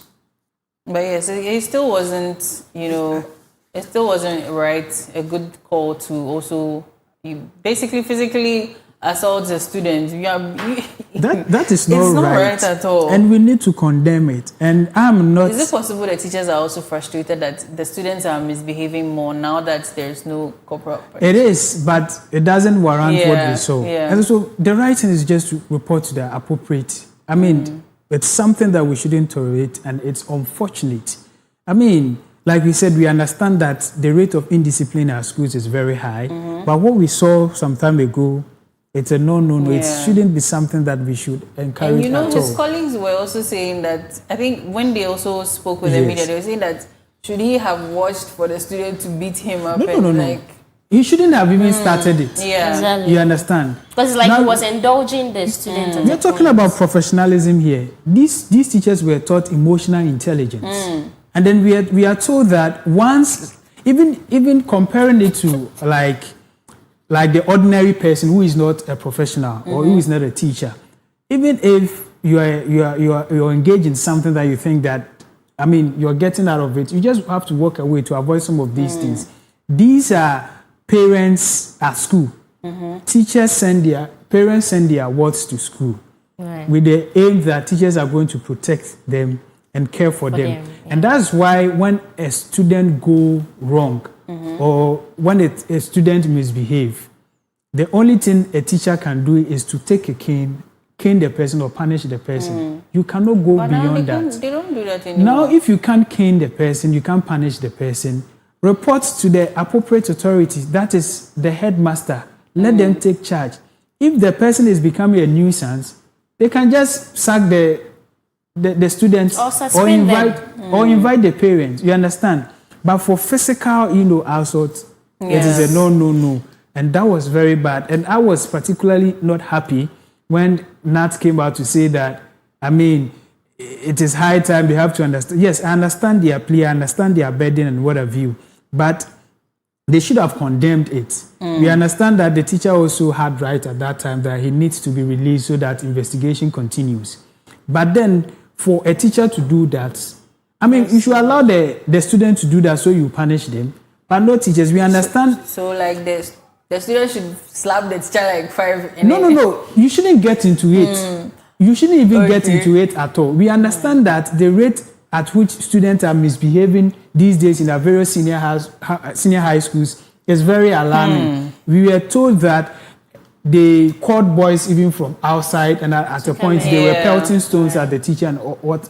I mean, when you see that the issue is gravitating towards that, or it's even leading to that, you just cut it short. Report to the appropriate. These people, when they make up their mind that they want to do something, they will do. They will. I remember like some 2 months ago, somewhere around Adenta municipality, there was a similar issue where a student known to be has completed a school, but still comes back to fight the teacher. And I remember Nats went on strike calling for investigations, like the guy is supposed to be arrested. Up to now, I don't know how the case has because if you don't control yourself and it comes out, nobody is going to defend the teacher. Right. So I think it's indiscipline on the part of the teacher, or unprofessionalism on the part of the teacher as well. But let's also consider the fact that these are teenagers. These are, children who have gotten to a certain age where, they have an aversion to authority and control.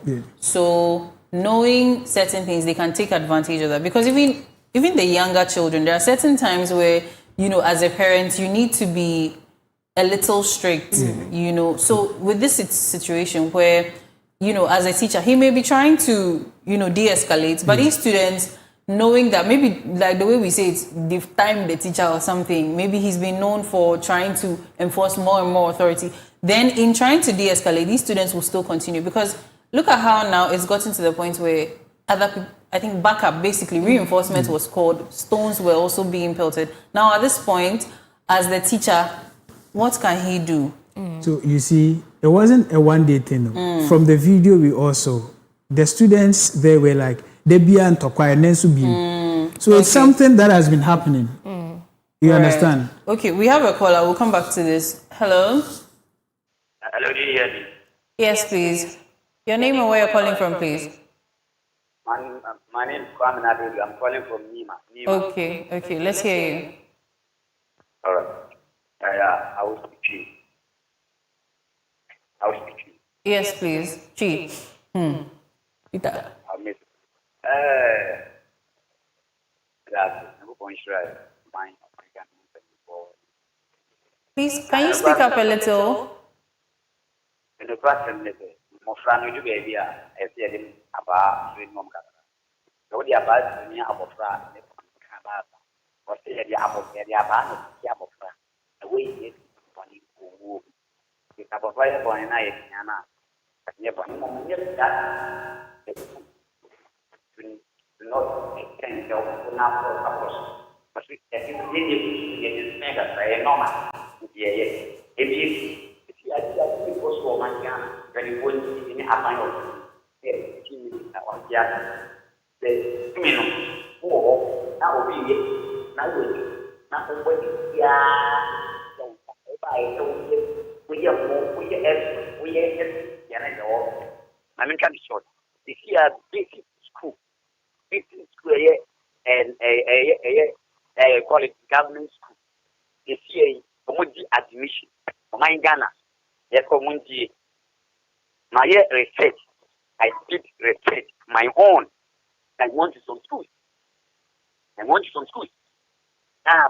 headmasters and other headmasters in teachers.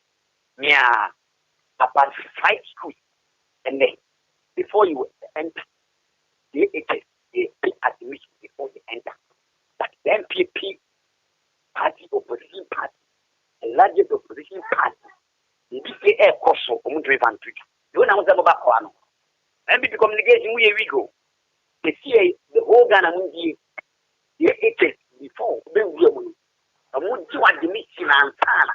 It is almost starting admission now. Almost now the government don't even provide that again. Test again. This is the reason why I was reflect admission. They said you pay admission before you enter the government school. I title. There was my research, New Jamaica. It's a man on yes, a man penny. Don't you mean you never move to the United? Baby, for man penny, that I would be a basic free education. But that's a free education. Oh, but except they are telling controlling that their mama said their way. And thank you so much for your contribution. I had a bit of a hard time hearing as well. But I think in the beginning, I was also talking about corporal punishment. It seems I'm becoming an advocate. They should reintroduce corporal punishment. Right. Okay, so I want to remind us that, yes, the group we spoke with on Thursday, that is the West African Alternative Care Summit, is having the summit tomorrow. It's today and tomorrow, and the program will be aired on Clock TV at 8 a.m. Yes, so I'd like to remind us that the summit was based on the theme. Okay, let me get that quickly so that I can read it to us. Oh boy, yeah. So it is based on a theme from commitment. Oh, I've lost this document. How could this happen? Right, yes. So let me get that, yeah. So from commitment to implementation, scaling family-based care across West Africa. So this is by the West African Alternative Care Summit 2026. Is happening at Anakazo, Mampong. And yes, there will be people from all the nations in West Africa, the 17 nations in West Africa, coming together to have the summit. So please do well to also attend. If you cannot attend, tune in to Clock TV for the coverage, the live coverage. This is happening from today. So from today to the 18th of June, it will be aired at 8 a.m. tomorrow as well. So please let's take note. Now let's come to the GES issue. Apparently, a fake communique was issued about the school selections. Did you hear anything about that? I haven't heard of any. Yeah, but then it's all over in the news that such a communique was released, and then the education ministry has come to debunk it, that it's not true. I mean, there's been a whole changes to the senior high school placement system. And this time around, students are entitled or can select up to 8 schools. Previously, it was 7. And you know, previously, students were allowed to select schools even before the BECE exams. But with these changes, that's after the exams and when the results are being released. And then, like I stated earlier, previously they were allowed to choose 7 schools, but now it is 8. Yes, they can choose 2 category A schools, one being a boarding school and one being a day school. And I think the reason why this fake communication actually traveled is the fact that, you know, parents and guidance are waiting, you know, keenly for this very development since it is the first time. And then people are even worried about the grace period given, the 1-week window for students to actually, parents and students together to actually choose their schools. And then that is the reason why I think most people fell for this communication. And I'm glad that GES has actually come out to say that it is never true. And once they begin, the time will be communicated. And as we speak, they've not released the BECE results yet. And so if it has not been released, then it means that you cannot, you know, start with any placement and what have you. Right. So we have a caller on the line. Hello. Hello. Thank you for calling the Koko Digest Morning Show. Your name and where you're calling from, please. My name is Adam. So let's hear your Adams. 50. Please speak up a little. That one is called 50. Hello.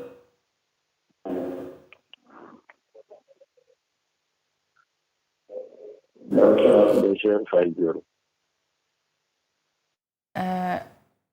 Could you please reposition and speak up? We can't particularly hear you clearly.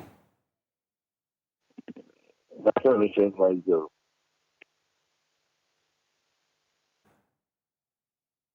Hello? Hello? Oh, sorry, it seems we've lost Adams. Please call back soon. Yes, Peter. Yes. Please proceed. You were saying something. Yes, so like I was saying, now students will now make their school choices after the BECE results are released. And like I stated, currently it is 8 instead of, you know, 7. And then the 8 schools, 2 category A schools. And so out of the 2, one must be a boarding school and the other must be a day school with the student district. So you have to select schools within your districts. And then when you come to, yes, that is basically about the category A schools. And so the same thing applies to, you know, category B. You can choose category B and then category C. And then this time around, you have to select schools within your district. And like per the communique release. That's a very, very, very good initiative. And per the communique release, GES says that candidates would have a 1-week window to finalize and submit their selections online. The other time we spoke about this, I made mention of the fact that the 1 week is limited. I mean, they should extend it the number of students as and well. our Ghanaian websites that and the subjects that they write. Exactly. And then for the fact that it's going to be the first time we are, you know, embarking on such an exercise, I think that it will be more advisable that they give more grace periods. Let's say at least 2 weeks or 3 weeks will do. And so, I mean, there's one thing I also want to talk about that, you know, we are in a country where every information, every vital information that we give to the people, we put it on social media. We just kind of, we put it on social media. I think it is high time our ministries, our leaders, and our organizations that are serving the good people of Ghana desist from that form of, you know, transferring or sharing information to the public. They should make good use of their PRs. They should make good use of their PR. You know, the reason why people tend to believe this is that they are able to actually, you know, mimic everything about them and then they will post it. And then it will take someone who would want to search for information, to actually go on the internet, to verify from their various platforms to find out that really the information I'm seeing is accurate. Right. What about those in the villages who do not have access to, the internet? And even though they have access to the internet, when it comes to the literacy about internet, they are no good. Yeah. When you go to some of the villages, we have some people will say, those times my dad told me that when they receive a letter, that person will read and go and interpret. We still have those people because there are some places in the country that we don't even have light, talk less of network or even internet. And so when such an information travels, and we know we have parents who are keenly waiting in those villages to come and get schools for their kids. Before they'll hear about this misinformation, disinformation, the harm has already been caused. We are told that they created a WhatsApp platform. And then, you get it. This was an opportunity to even scam these people. But even though what you're saying may be right, we are in the age of technology. Yeah. And I think what I would say to buttress that is the fact that our institutions in the government or our institutions in general need to take their social media presence seriously. Because if you realize there are verification badges that you can get. On X, there are different types. Even on Facebook, there is a verification badge, even on Instagram and all of that. So as the Ghana Education Service, you know that you have to employ social media to disperse information and all of that. Why not make sure that your account is verified, it is a credible account, your own website, your cybersecurity professionals or IT professionals in the office are also up and doing, where they make sure that the website is running, it is not faulty, it has up-to-date information, which, we won't have issues like the website has been hacked or copied. I think even with the National Service Scheme at a point, there were so many different websites that people got confused. So I think with this one, with the age in which we are in, like for the people in the remote areas who employ maybe radio or television, the traditional media would be incorporated in that, where at certain times in the day, the various media houses will be given the information to disperse over the radio or over TV. But on social media, they need to make sure that their accounts are verified and credible, that, okay, when you see GES with the blue check, we know that this is GES, not GES with some extra things going on in the account name, and then, people who are not very observant will not be able to tell. So maybe these things are what we need to take into consideration and come out to tell them that, look, when you see GES, make sure this and this and this is what is on the page before you read the information. And then coming to the fact that people are desperate for their kids to go to school, and others have seen this as an opportunity to take advantage. Because look at this WhatsApp group that was created. Now, the way WhatsApp is also operated, it's very difficult to regulate some of the information that would go on there. So now, in this case, where these people who have created this WhatsApp group tell the parents that remove 5K, and we'll put your children in the school, and we are GES. Look, imagine the number of people that would have been scammed just trying to secure quality education for their children. So maybe also the perpetrators of this fake communique should be apprehended so that it serves as a deterrent to others.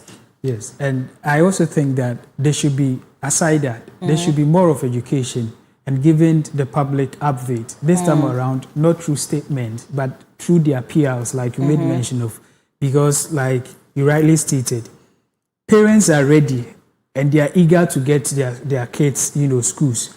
And for the fact that GS is not even explaining to the public, for now, there should be more of education, sensitization ongoing that, okay, this time around, as a parent and as a student, this time around, you can choose 2 schools. Out of the 2 schools, it's 2 category A schools. One should be day and one should be boarding. And it should be within your district. When you're choosing the schools too, you have to take into consideration the courses, the elective courses that they do. And so that, you see, at the end of the day, we hear that people selected schools, students selected schools, but they were not placed in any of the schools that they selected. It is not, sometimes we blame the technology we use, but it is as a result of the selection. Because sometimes the course you are seeking to do, the school that you selected is not actually having that capacity to, embark on that kind of course. But then if there's this education that based on these category of schools and the subject you want to read, maybe this school we undertake STEM. This, there are some schools that they don't do science because they don't have what it takes. But then somebody wants to read science and the person has selected that school and all that. So I think that when there's much education, when people are educated about what to do and what not to do, we wouldn't face the problems that we face during the school selection systems and all that. And I think that in as much as some people believe that this new initiative is not going to help because you wait for the results to come out and then based on your results, you select the school to go, I think that it is the right way to go. Because students select schools without knowing the results. I mean, the result come and you kind of get disappointed. And you're done. You would know the kind of results you get right in the exam hall. You know what you've written. Sometimes you can write plainly like, someone will come out from the exam and say, I've written.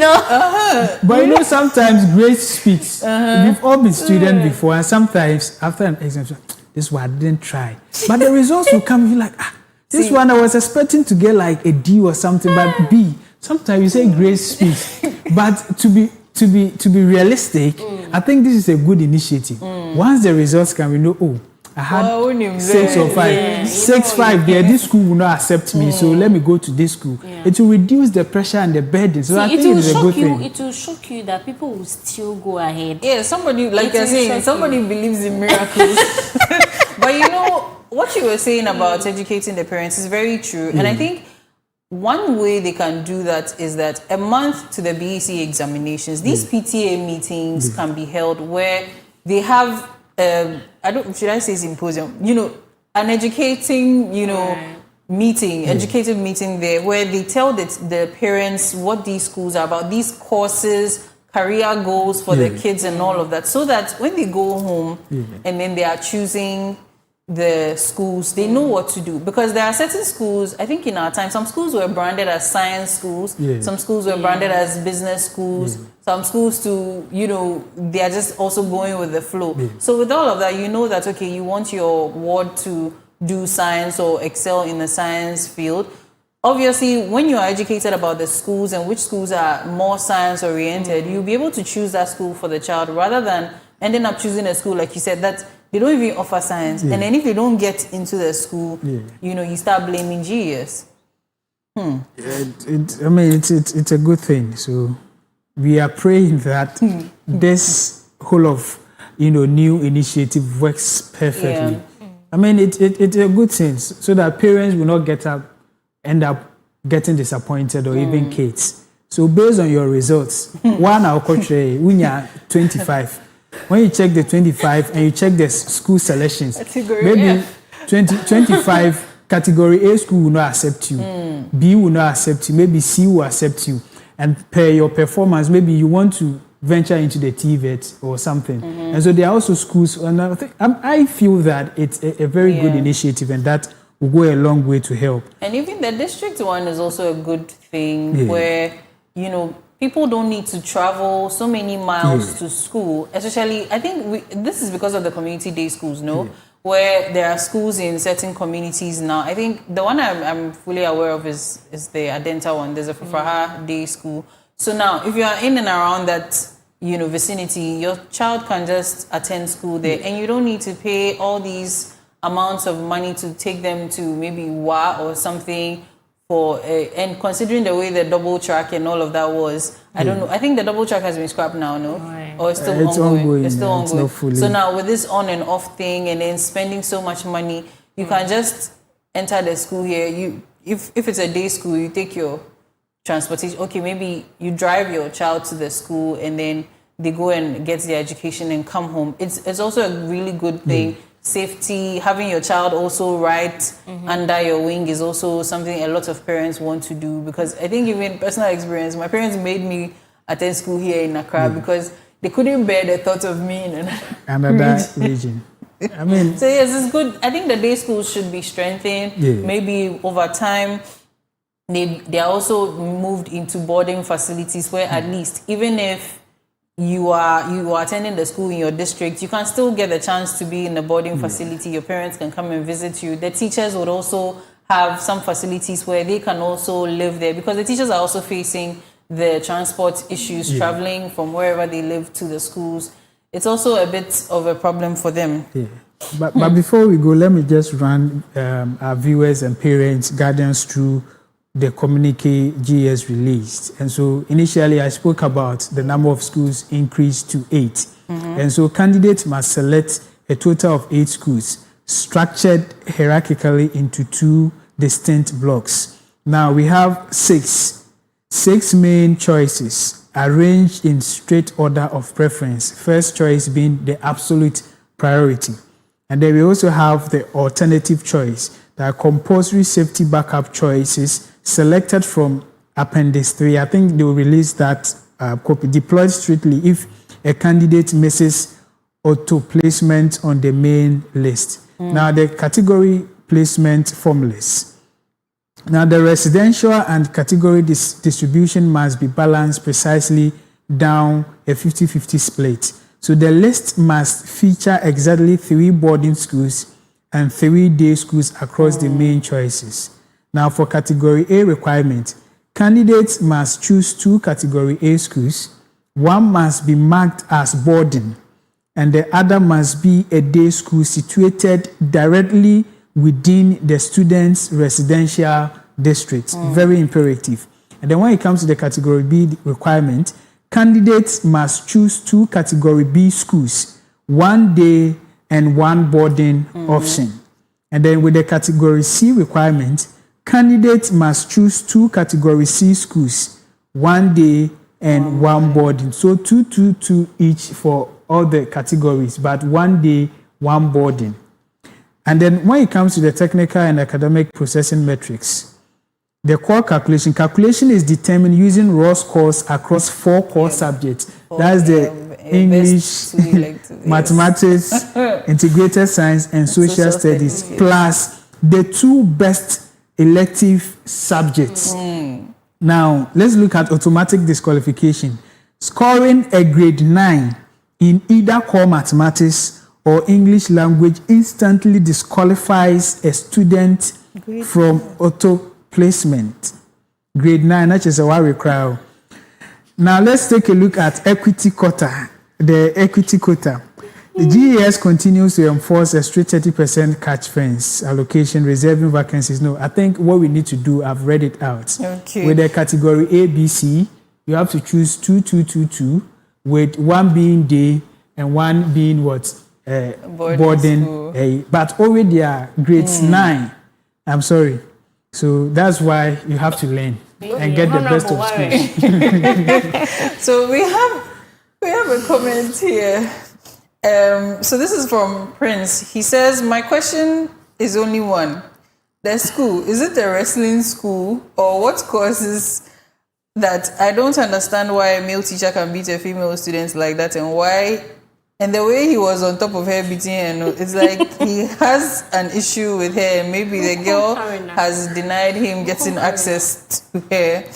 Because most of these SHS male teachers are like that, because when they find you attractive and they want to sleep with you and you don't cooperate with them, they will start hating you. Thank you so much for your comment, Prince.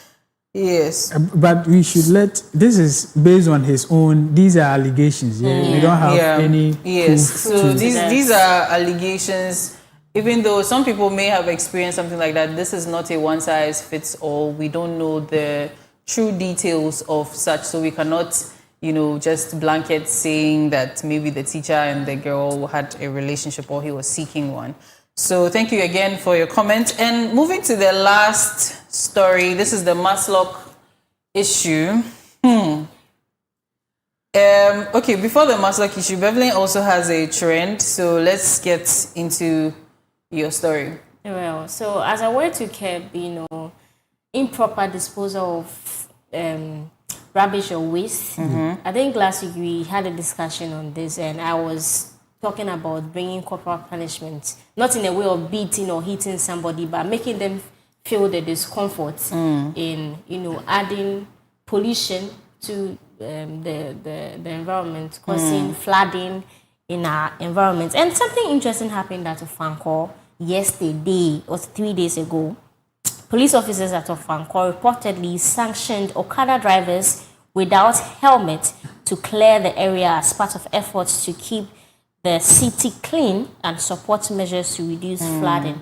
This is not, sanctioning them for showing or littering the environment, but they were sanctioned for not using the appropriate, safety precautions. You're supposed to wear helmets as an Okada driver, but you refuse to. And I think this is a very good initiative, and I think we should adopt it the other way, like I said. Peter, what do you think? I mean, like you rightly stated, it's a good initiative. Very, very. Once you go contrary to the rules, we have to clean our environment, sanitation issues. Now we are crippled with these flooding issues and what have you, and we are told that it's as a result of choke gutters. Exactly. I mean, we need a clean environment. People, so enough of arresting people, taking them to jail, and using taxpayers' money to feed them and what have you. Meanwhile, we need people like that. So I think it's a good initiative. They can be weeding and be cleaning our gutters, the silting our gutters to serve as a deterrent. Sometimes people pay fines. So I think for me, left to me alone, they should stop taking the monies from the offenders. This is the best way to put them, because if you don't want to do anything to discomfort you, you just have to do the right thing. Yes. It's a good thing, We should see more of this. Right. So also police they're not the ones who take the monies from the offenders. But I also have a question for you both, as you are saying that it's a good thing to sort of in a way punish them to clean our environment. Now, cleaning our environment, we spoke here, and even in general, we say that cleaning our environment should be something we should incorporate into our daily lives as a habit. Do you think it's a good idea to make cleaning our environment into a punishment that people will now be on the right side of the law to avoid? Because, so let me now add, because when we were in SHS, right, yes, there were bushes and all of that. And these bushes were used as punishment for us to go and weed. So now, psychologically speaking, when you hear of weeding, do you immediately want to do it? So with this one, I mean, when we talk about sanitation, we preach that you have to keep your environment clean. That is your environment. Who keeps the street clean? Like you rightly said, even our environment, we need law enforcement agencies. We need people to be on our necks to even keep our environment clean. What about our streets? We are told a Zoom lion. These days, we don't see them. We know they have their own problems in terms of their allowance and what have you. And so I think that in as much as we think, like you said, it shouldn't be a punishment that if you are cleaning your environment, it's a punishment. It shouldn't be that. It should be something that people should willingly adopt. But here lies the case. We are now preaching and we are now, inculcating that or putting that in the minds of some of our citizens. And when you go to our streets too, sometimes our streets become so dirty to the extent that you cannot even breathe and what have you. We have all the laws. We have the 8 a.m., initiative where you are supposed to clean your environment, the stations and what have you. But we are not enforcing it. So I think that, we are arresting people who are not, who have gone contrary to the law, like something like this, Okada, you are not wearing helmet and all that, to clean the environment. I think it's a good way, but it's not a way of like we saying cleaning your environment is becoming a punishment. Exactly. You see, sometimes we arrest people, we process them through courts, and it becomes another burden on Ghanaians. You see, some time ago, we were talking about the amount of money these people in prison, receive as their daily, money given to them daily. We are talking about the fact that, and also, but these are people who have committed crime and we want to punish them. But it's our responsibility as a country to also feed them as well. And so some of these things, I am being tempted to say it's not that serious offense and they might be given as flimsy excuses. So even before you give that flimsy excuse, you will be asked to desilt the gutters, sweep the place, If you want to see yourself sweeping and desilting gutters every blessed day with people watching you, then it's up to you.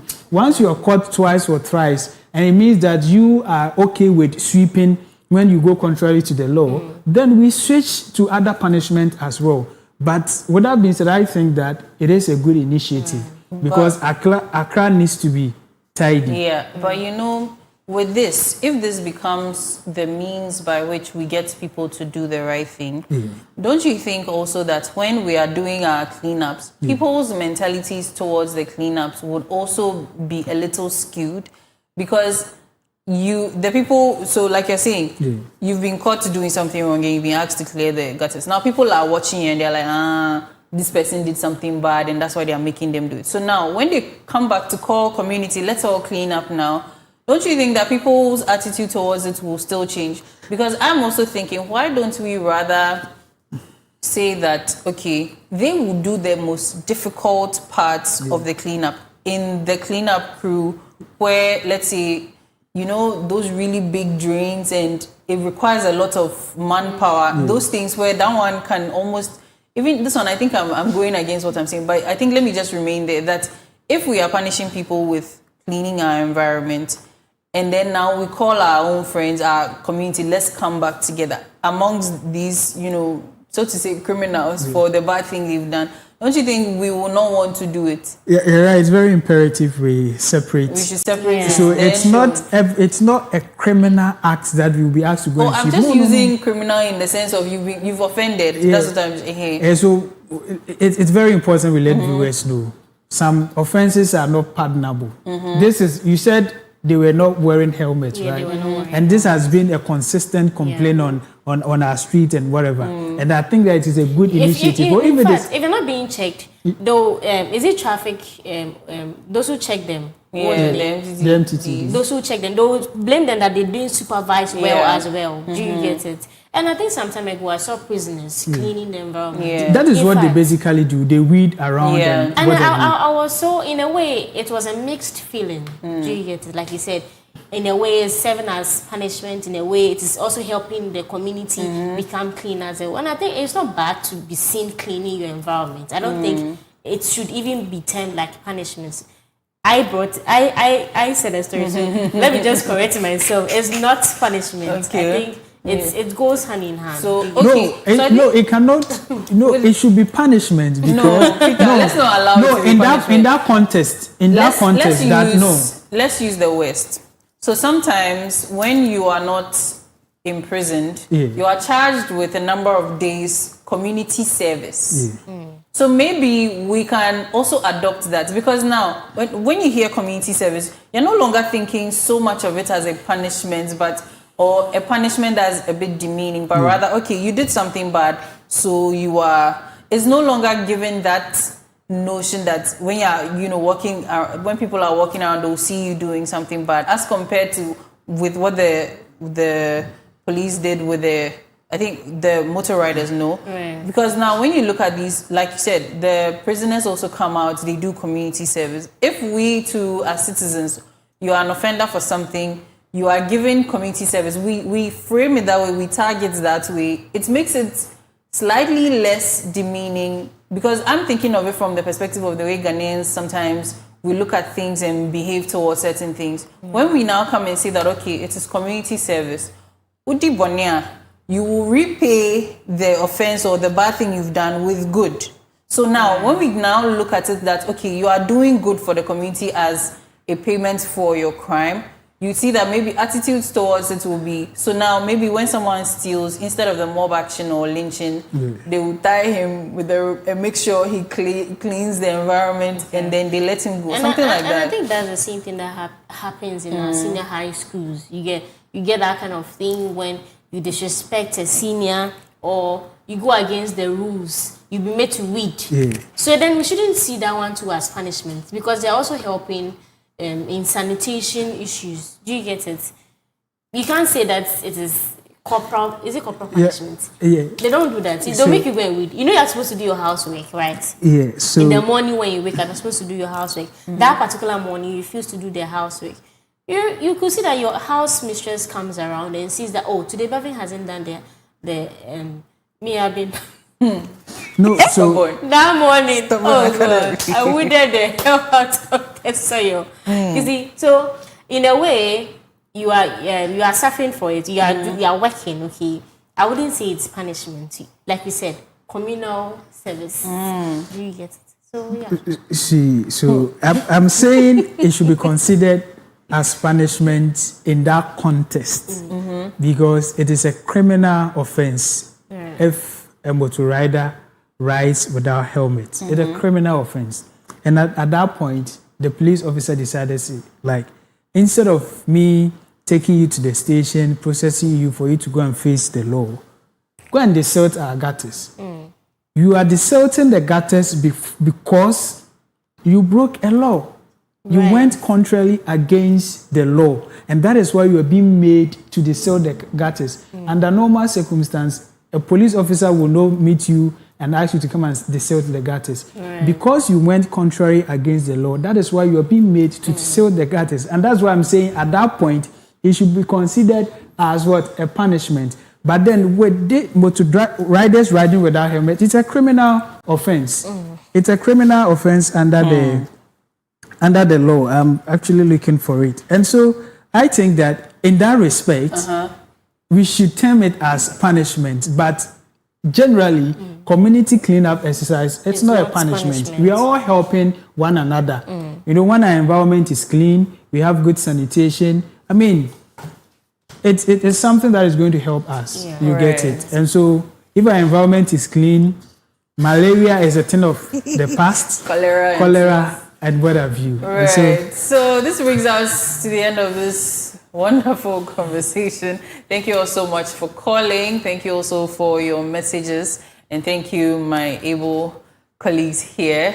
Up next is the birthday segment with Beverly Nanobo. I think I have 2 birthdays to add to that. So let's take our birthdays. All right. I heard today was your birthday.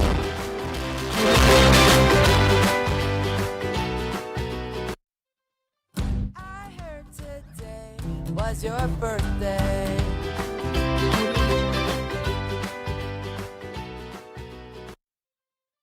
I heard today was your birthday.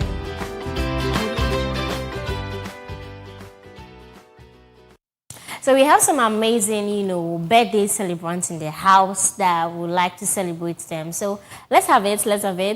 Whilst we celebrate them. And so happy 7th birthday to Kendrick Mensah Adumasari, alias American Soldier or Garment. Hey, for one person, interesting. Sweethearts, may you grow in the grace and favor of God and men. You are blessed and highly favored son. From Dad, Mom, and David. We love you so much. And this is coming from Mimi. It says that happy birthday to you, Pastor Ernest. God bless you and enlarge your coast. Oh, today is Miriam Abenadede's birthday. Yes, tomorrow, but we are celebrating her today. So happy birthday in advance to you, Mimi. Your energy, charm, and talents light up every screen you grace. Plot TV wouldn't be the same without you. Today, we celebrate not just your birthday, but you and everything you bring to our family here. Here's an amazing year ahead with love from all of us at Clock TV. Happy birthday to you, Miriam Abenadede. I pray God for God's blessings upon your life. May you give me words. let me leave it to Yara to say something. Say something. All right. So happy glorious birthday, brother. More grace, more wins, good health, more money, fruitful and enjoyable marriage and family.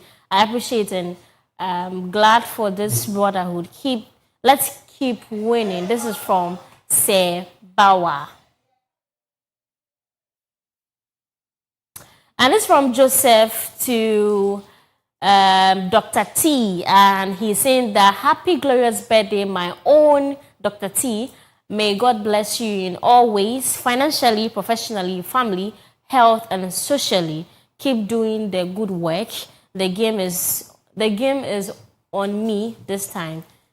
What's the Semu. Please, I can't pronounce it. Let's move to the next person.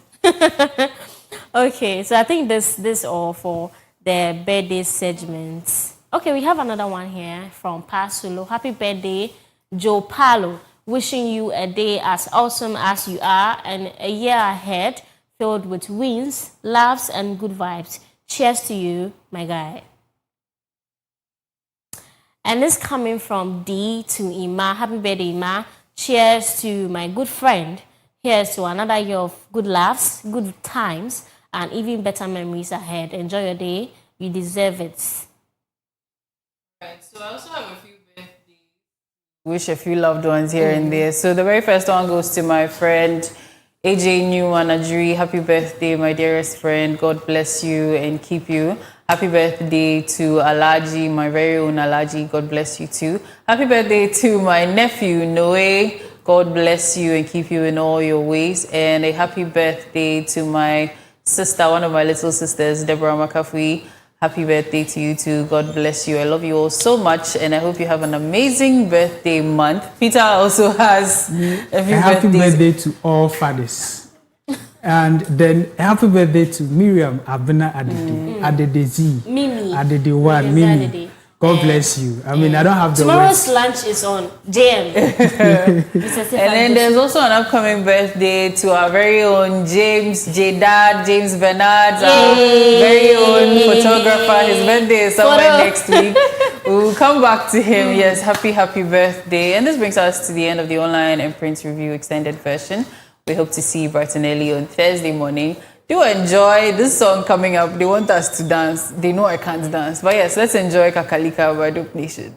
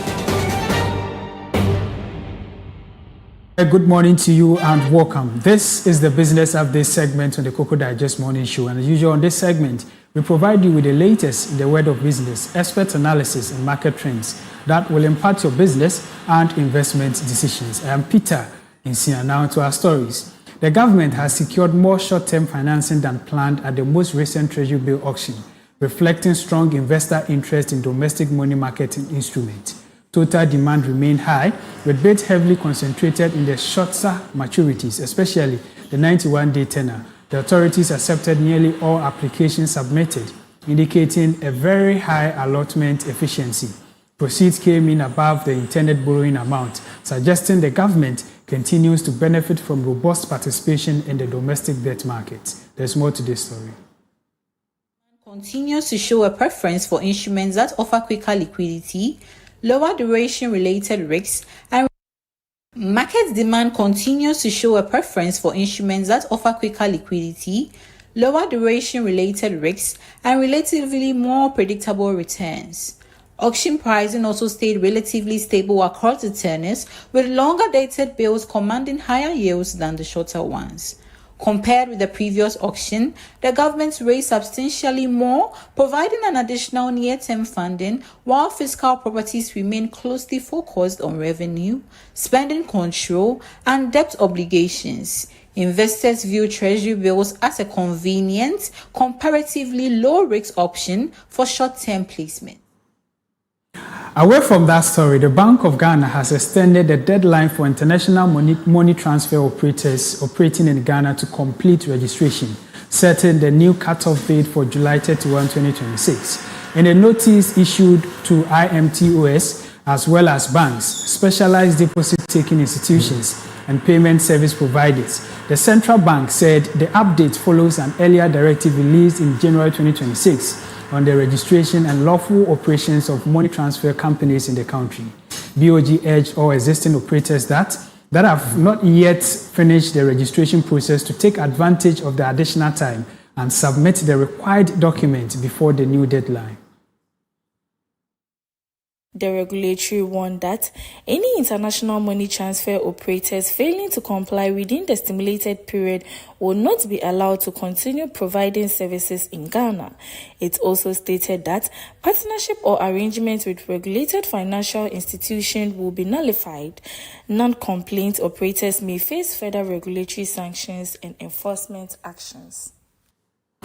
And on to our last story, fuel prices are expected to decline from June 16, 2026, that is today, as the second pricing window takes effect, offering some relief to consumers and businesses. According to the pricing outlook by the Chamber of Oil Marketing Companies, petrol is projected to record the largest reduction, with prices expected to fall by 9.31%. Diesel prices are forecast to decrease by more modest 1.65%, while liquefied petroleum gas, commonly known as LPG, is expected to drop by 0.52%. The anticipated reductions are largely driven by a sharp decline in global prices for refined petroleum products, marking the steepest fall recorded since the start of 2026. However, the relatively smaller decrease in diesel prices has been attributed to the complete removal of a government industry intervention mechanism. There's more to this story. For LPG, prices remain relatively limited due to tender arrangement that has already fixed supply cost. International oil price has also eased significantly in mid-June, dropping from $110 per 59 cents to $97 .32 per barrel. Meanwhile, the Ghana cedi weakened slightly against the dollar, moving from 11 Ghana cedis 59 pesos to 11 Ghana cedis 80 pesos. And that's how we wrap up on the Business Update segment of the Koko Digest Morning Show. I'm Peter Nsia. Up next is Clock Sports, the sports segment with Benedict Intiketia Patin and Isaac Opoku, aka the landlord of Ghana football and the landlord of Ghana hockey, with also Jedad James Bernard. Please do stay with us.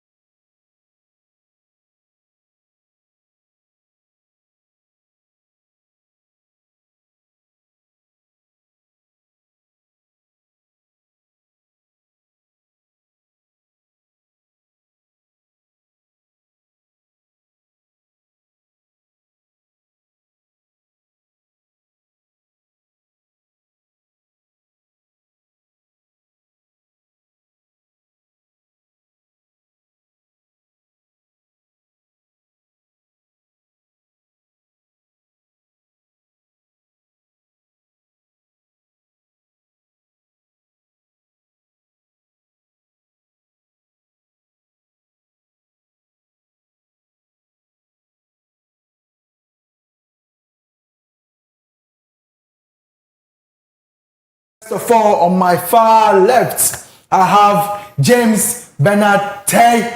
Let us welcome Jedad. Hey, G, Mama, what's up? Mama. How are you doing, man? How are you? I'm grateful. We bless God, we bless God. And of course, the landlord, my extreme right, the landlord of Ghana football. Clark it. Yes, the landlord of Ghana football, the landlord of Ghana ministerial football, Isaac Opoku. That's right. Welcome, my brother. Thank you very much for having me this morning. It's always a great pleasure to be on the morning show. One of the finest morning show in the nation, the Koko Digest. That's right. Having all the crew and is big ups to everyone here. That's right. Yes, so these are my panelists for today. We don't want to waste much time. Before we start with sporting activities of the Ghana Black Stars, let's move on to our stories for today. Briefly, let me just rush through our stories so that we can have ample time to talk about the Ghana Black Stars and what we have for the nation. Yes, our first story for today has to do with a game that happened yesterday. We are in the World Cup season. Yes, we are enjoying the World Cup games. I know you are enjoying in your homes. You are having fun. There is a lot of upsets. We are seeing some very great teams, some very great performances out there. But one of the best performances yesterday that we witnessed was a game between Spain and Cabo Verde or Cape Verde. Yes, so this was Cape Verde's first ever World Cup game. Cape Verde is actually the smallest nation in the world to feature in this World Cup. So yes, we weren't really expecting much from Cape Verde, a country that has a total population of 500,000 in relation to Spain's population that is 48,000 plus. So you can tell that, when you're doing the ratio from Cabo Verde's and the squad to the Spaniards, you can tell that there's a lot more that will come from the Spaniards. But yesterday, yes, they held the Spanish team to a 0-0 draw, which was very interesting and surprising to most of us football fans. One of the best players in the game was the goalkeeper for Cape Verde. He's 40 years of age and he had 7 saves and a clean sheet game. You anticipate, you watch the game, you realize that this man is ready for the World Cup. He's 40 years of age, so he's part of the oldest people to feature in this World Cup alongside Cristiano Ronaldo, and we have Chauho. I don't know if I'm getting the name right. That is a Mexican goalkeeper. So yes, we have very old people featuring in this World Cup, and he is one of he's called Vozinha. Yes, Vozinha. So he won the man of the match after the game for his incredible performance. He's the main reason why Cabo Verde was able to draw the game against Spain. Yes, the players did very well. It was a low block game against the Spanish team. Most of the football fans watching the game were trying to analyze what De La Fuente is trying to bring up, because if you are playing against a low block team, you put in very sharp attackers. Your midfield must be involved with very creative midfielders. But yesterday was something else. But all the same, it is football. There are surprises. There are things that needs to be changed all the time. So we won't throw much of the blame to the players or the coach. We need to enjoy the game. Cape Verde did very well. Even though Spain had their shortcomings, but Cape Verde did very well. And the man of the match had to go to the goalkeeper, who is called Vozinha. And this is actually their first ever World Cup points when it comes to European football or world football at the World Cup. So we want to congratulate Spain for doing very well, and Cape Verde for doing very well against Spain. And this is an upset because this is the 4th time Spain have gone on a winless run since June 1986. Yes, in the World Cup competition. So you can tell the 2022. They had a 1-1 draw against Germany. 2022, they lost against Japan again. 2022, they had a 0-0 against Morocco. In 2026, that is yesterday, they had a 0-0 draw against Cabo Verde. So yes, it's actually going a long way. Spain needs to set up if you want to win the World Cup this time around. If you want to be part of the names that will be mentioned at the end of the tournament, Spain needs to sit up. Yes. Now let's move on to our next story for today. Enough with Spain and Cabo Verde. Yes, one of the news that is trending has to do with Tunisia, an African country which lost their game over the week. That was a 5-1 defeat against Sweden. And right after that, their head coach, who is Sabri Lamouchi, was sacked. So Sabri Lamouchi has been sacked because he lost. He's actually the first coach to be laid off after in this World Cup after a loss, 5-1 loss against Sweden. It was quite upsetting because Tunisia is one of the powerhouses when we are talking about African football. Unfortunately, they had to lose against Sweden, and then he was sacked. And he's been succeeded by Hervé Renard, if I'm getting the coach for Saudi Arabia, who used Saudi Renard, yes, he's the one succeeding Sabri Lamouchi. Pardon me for the names. I'm not really good with the names and all that, but then yes, I hope you know who I'm talking about. So he's the one succeeding this very coach. Talking about coaches succeeding each other, we have Ruben Amorim. Yes, our very own Ruben Amorim. Here we go. He's moving to AC Milan, so he's been called up to head AC Milan now. So the stone that builders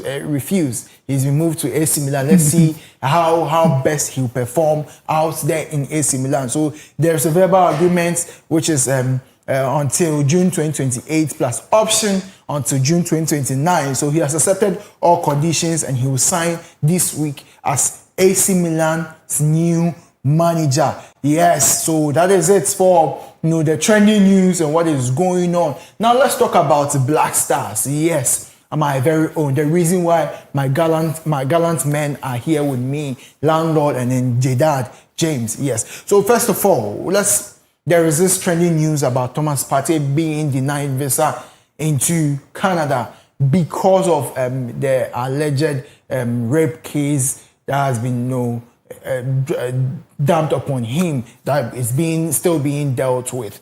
But let me move to my panelists. Gentlemen, what is going on? What do you think about this issue? And then how do you take it in your own perspective? Jedad, let me hear from you. Thank you very much. I think the English press started this thing way back last week when they started with the issue of the players are not going to shake hands with Thomas Partey, and Ghanaians descended on them very well, including our leaders as well. And then because they were Canada were colonized by the British, so they decided to turn their attention to. Okay, James, let me just cut you briefly. So we have an update from the foreign minister on the issue that has to do with Thomas Partey and Canada's his visa into Canada. Let's watch it briefly, then we can continue. Acknowledge that. Our efforts are without prejudice to that fundamental fact. Nobody can dictate to Ghana who we grant visa to or who we admit into our country. But considering the fact that Thomas Partey was not entering Canada on a frolic of his own, he's deputy captain of our national team, he adorns our national colours, he wears Ghana's jersey, and he was going to carry out an assignment on our behalf, on behalf of the government and people of Ghana. We believe that the government of Ghana must take interest in this matter, and that is why we are intervening.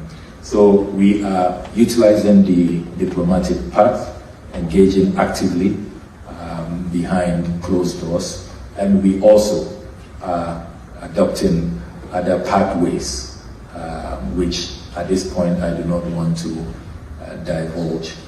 So what I can say is that all strategies are being explored and pursued very actively. In particular, we are leveraging our very cordial diplomatic ties with Canada, and we believe that the ongoing negotiations should produce positive outcomes. We know that we are racing against time. It's just about 48 hours to go before the match, and we believe that looking at the nature of the engagements, the frequency, the high level engagements that are going on, we hopefully should have a positive outcome. So I can assure the people of Ghana that the Foreign Ministry has not taken this matter lightly. The government of Ghana is not taking this matter lightly, and that on the President's instruction, we have been working. Yes, so that is the Minister for the Foreign Affairs, addressing issues that has to do with Thomas Partey's entry into Canada, his visa that has been denied, and then what's the country or diplomatic missions, what they are taking up to try to fix or rectify the issue or come up with a solution. But James, I think you were saying something. Let's dive. Yeah, so this English press are just trying to disorganize our team, and somebody will argue that why we are playing against Panama. So, but why am I saying that they are trying to disorganize our team whilst we'll be playing against them in the second match? You see, when they try to disorganize the team, then it's a possibility you are going to your concentration won't come on the game against Panama, and it's going to, you are going to lose at the end of the day or a draw. Thomas Partey, we know he has a very tough mentality, and as at yesterday, before they will move to Canada, I think the players themselves have been talking to each other. They've been talking to him. The FA president has done his best. He's still doing his best, and the Honourable Minister himself. It means Ghanaians as a whole are, we are behind him, and yes. So I'll just plead to the players just to forget about everything. He's not part of the team as at now. They should forget about everything and let's go into this game and then do our best. Okay, so talking about mentality, let me throw this question to landlord of Ghana football. There's an update. Court in Ottawa to hear application for leave and judicial review for Thomas Partey's Canada visa denial today. And when James was speaking, he said Partey has a very strong mentality and all. But then look at what is happening. Look at what is the back and forth just for football, because football shouldn't be extended. It shouldn't be stretched in that kind of regard. But this is what is happening. Yes, he has a strong mentality, but what do you think would be the state of Thomas Partey? And is it going to positively affect the team, or is going to be a negative impact on the team? Well, Benedict, thank you very much for having me this morning. Anytime I talk about this Thomas Partey, for me, I just put football aside and I just personalize in our lifestyle issue. I think that was on Friday.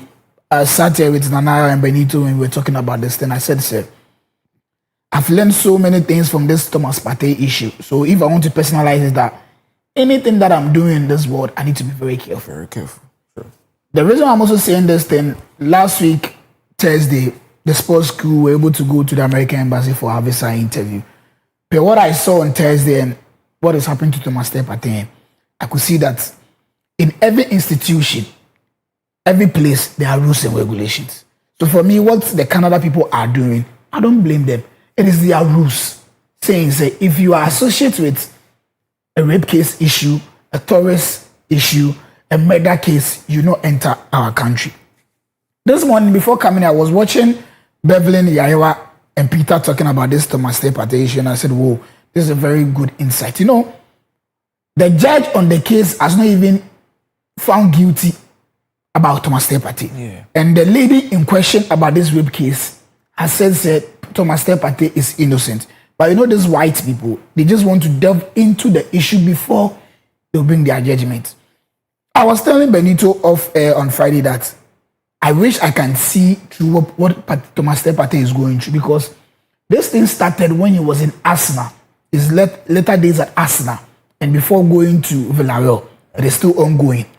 So I just want to know, what is his state right now? Mental state. He just celebrated his birthday like 3 days ago with the whole team with him. Although you'll be happy, in the side, as well also be close to you, in the side of people, you'll be happy. But when you are sleeping alone in your room, how do you feel? And the family, But Partey is married to a white lady. How would a woman see Thomas Partey when he's watching social media? Because it is everywhere. When you switch on your television, Partey rape case. When you Google right now, when you Google Thomas Partey, that will be the first thing that will pop up. I just did, and then it's just... That was the same thing that came up, Thomas Partey rape case issue. So I think it's a very big blow for us. Mentality. I'm sure we have psychological people who are around Thomas Partey and the team who is helping him, because, Benedict, there's no way Thomas will tell me that he's 100% stable or fit. And it's also affected the national team. One, we are playing this match without our two center-backs, key center-backs, Mohamed Salisu and Alexander Djiku. And we are going to this World Cup without our star man, a player who can, at the end of the day, can shot 4 or 3 players for you to go and score. Mohamed Kudus is not out. So we all thought, say, in our midfield, we have Elisha Owusu, we have Kosizibo. We saw what Partey did against Wolves. Yes, Partey has, but when he came in, when he started the game against Wolves, we saw it. He gave us a total showdown. And Partey is not playing against Panama. It's going to be a big blow for us. Friday, I think we started seeing the government of Ghana involving themselves around Saturday morning. I think it was a brilliant one. I told Benito that the government needs to put their mouth. And if you listen to Honorable Kujeto, he said Partey is representing the nation. He's wearing the Ghana colors. So he's representing the whole nation. So for them coming in, Partey is ruled out for tomorrow's game. But let's take it, say Ghana has qualified to the next stage. And we are going to play our round of 16 or quarter final at Canada. It means Partey will not go to Canada again. So let me break it down to you. Let me break it down to you. If Ghana we do not win our group stage, if we are not first in the group, and then we are probably second or third, there is a likelihood we'll be playing in Canada. Which means we'll miss Partey in all these games. Again. Yes. So you see, for what Honorable is doing, they say they are engaging the diplomatic missions. They are trying to use diplomatic channels. Mine is the fact that we all know about Iran and US. Yes. But then US have given them 24 hours just to come and play their match and then just go back so to what Canada. is preventing the Canadians from doing so? So that's why I said earlier in my submission that there are rules and regulations at every institution. But so Canada, know what Iran. Iran is more than Iran is going to play at USA. Iran is going to play at USA. You've given shelter for them to come and stay in Canada. You see that thing and go and play. You know, Iran. I stand to be corrected, but then they are being assumed to be terrorists. Dangerous people. Yeah, okay, sorry. So dangerous. Yeah, dangerous group of people. So how would you make it make sense to me? How would you allow people that are deemed to be seen or alleged to be dangerous into your country, but someone who has not been convicted of a crime, who is also alleged, who you are not allowing him to come and play in your country? It doesn't for me also, I see it in this aspect. The Canada people need a clarification. So there's going to be a case hearing today concerning this issue. So we just hope that it will come out very well. For me, I think if issues like this happen now, your government need to intervene. And that was a brilliant one for the Foreign Affairs, intervening, releasing a communique, having a press conference about this issue. You know, before we go into our next story, people were saying that people are blaming the GFA that right after the World Cup qualified, why didn't they apply for this party? It is wrong. The education out there is wrong. Right after the World Cup, we never knew that we were going to play at Canada. Yeah.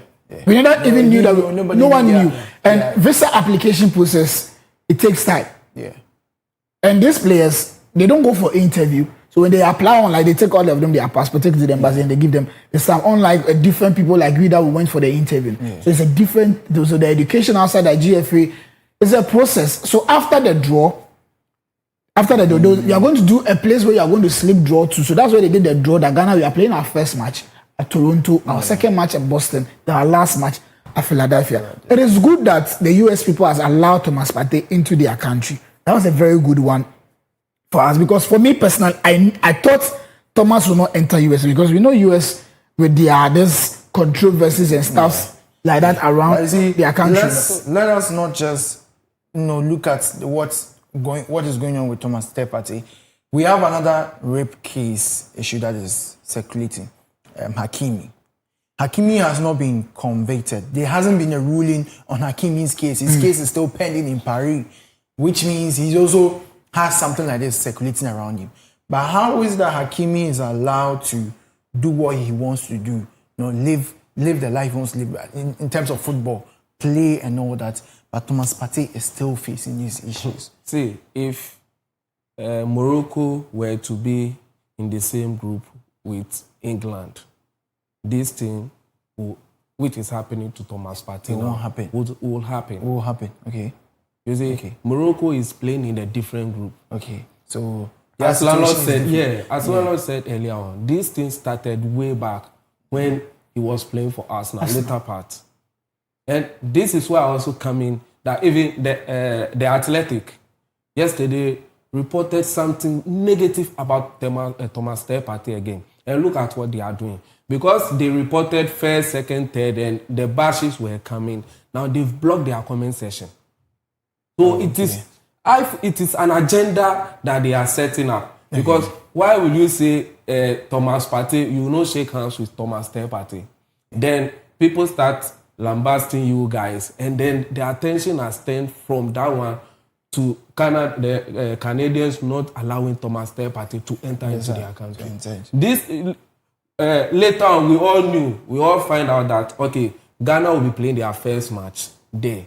So if the Canadians wanted to do something, this thing should have come earlier on. Yeah. Not just these few days ahead of when we all knew that this is what the English were doing, the press, this is what they were doing. And later on, you saw that it came down with the handshake and all those things. You didn't hear, because some of these players like Saka, they played with Thomas Partey. And later on, we don't have anything against Thomas Partey. So why are you telling me that I can't shake hands with my own former player that I played with? So, I mean, it's an agenda. Okay. So for it being agenda, Benedict, quick one on what James said. I always say that, as I said here, 3 wishes that I have in this world: going to cover a World Cup, a Champions League, and being part of this English media. Because when we talk about media right now, the English media are the most powerful people in this world.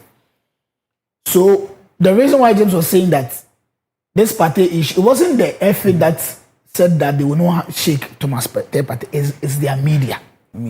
That's why I always say, social media has come to stay as we sit here. It's depend on you how you use it, how landlord will use it, how James will use it.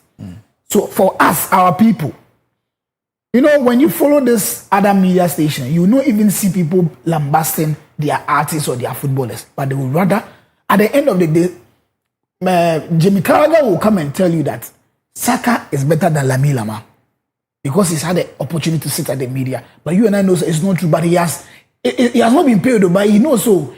And he will fear.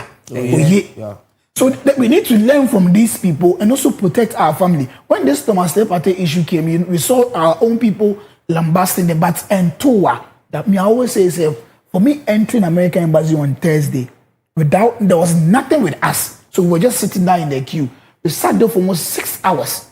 I was just asking myself, whoa, this is life. It was a typical life living over there because you have nothing on you. You're just looking into the sky. When your time is up for your interview, you just go inside. That is how life is. So me from Friday up to today, I've personalized this Thomas Partey issue so much to the extent that anything that I'm doing in this world, I'm very careful. You don't know where someone is watching. You don't know where opportunity will come for you to travel or not. Because when they go on your social media, when they type your name, everything of yours, Benedict Nketiah, James Benate, Isaac Opoku, everything will pop up. And they will be telling you stuff that you've done that you don't know. So I think the only thing that we need to do for Thomas right now is to say a prayer for him. Because one, he's married. He has kids. He has family back home in Ghana. Talking about his family, yesterday, so I'm very close with Padiki, his younger sister, and then Gideon, who is playing in the US. And yesterday, for instance, Padiki was so worried. He was just, James, it means my brother said he hasn't done anything of that sort. So, I mean, it is worrying. I mean, the family, and But then, I mean, as Landlord said, we just need to pray for him. Say a prayer for him. It's just good to go. The Black Stars is playing, God willing, tomorrow. Yes. And, you know, regardless of what is happening, Thomas Partey's issue, they not shaking his hands, they can't bring the spirit of Ghanaians down. When you talk about football, when you talk about Ghana, when you talk about what we stand for, when it comes to sports, you know our spirit of Jama, it will never die. Talking about the spirit of Jama, the Black Stars team, they've landed, the team, yes, they've landed in Canada, they've landed in Toronto, where they will have their first game, God willing, tomorrow. I think we have my producer, I think we have a video to show the team bus landing and then the people meeting them. Yes, that is what's being shown on our screen. So we have our very own Asamoah Gyan, the Jama leader. Yes, we have Stephen Appiah by him. So that's the team. There's the keeper, Daniel Asari, and his squad. So that is what is being shown on our screen. Producer, can we get some sound as to what they were singing and what was going on?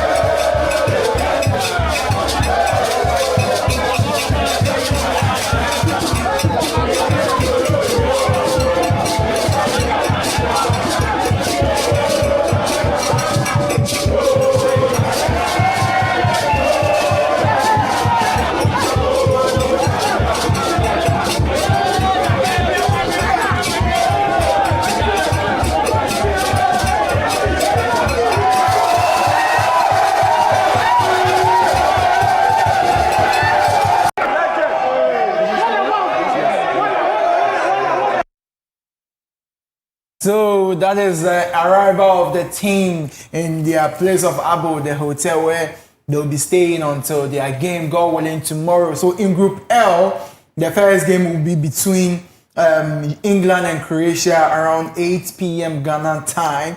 And then the last match in the Group L, that is Ghana versus Panama around 11 p.m.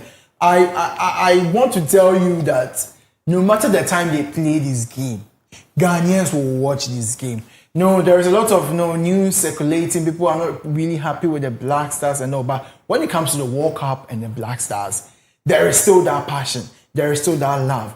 There is still that hope. And we have that glimmer of hope that, yes, Black Stars will do something positive for us this time around in the World Cup. So, yes, that is a team arriving in the stadium. God willing, tomorrow they'll be playing. My gentlemen, let's touch on it briefly, just briefly. 2 minutes. What's the expectation for God willing tomorrow, our game against Panama? James, let me.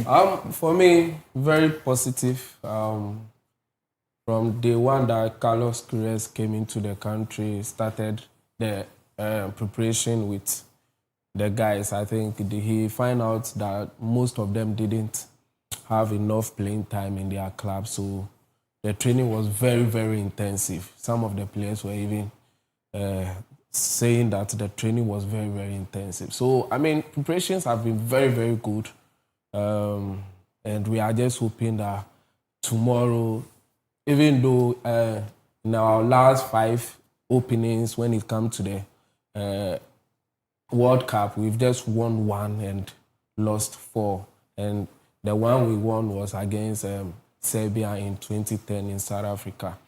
So mostly we always say we don't really start well. We don't start well, but tomorrow against Panama, I'm very hopeful that these guys are going to perform very well. Even though, once again, this is our weakest squad ever to grace the World Cup. But then, I mean, we are very positive. And at least by 2 goals or 3 goals to 0 won't be bad for us. That's all right. Let me come to you, Lana. You just let out a laugh when James made his prediction. Any reason why, or what do you have to say to this? I am happy that James gave a prediction like this. I thought he would go against Ghana. I was very happy seeing the Ghanaians in Canada cheering the players up, and you could see clearly that the supporters are in for business. I always say this: football without supporters is hell. Yeah, we saw it during the Corona time. It was a hell. Lionel Messi said that he has never had a feeling like that before. So it is good that you need to have for supporters around. And for me, for the start of this World Cup, I knew that Ghana would do well, but African teams has played, and it has put in a lot of pressure on us tomorrow. I don't want to comment about South Africa. Let me just put them aside because I don't want to comment myself. Tunisia was a disappointment to Africa, losing 5-1 against Sweden.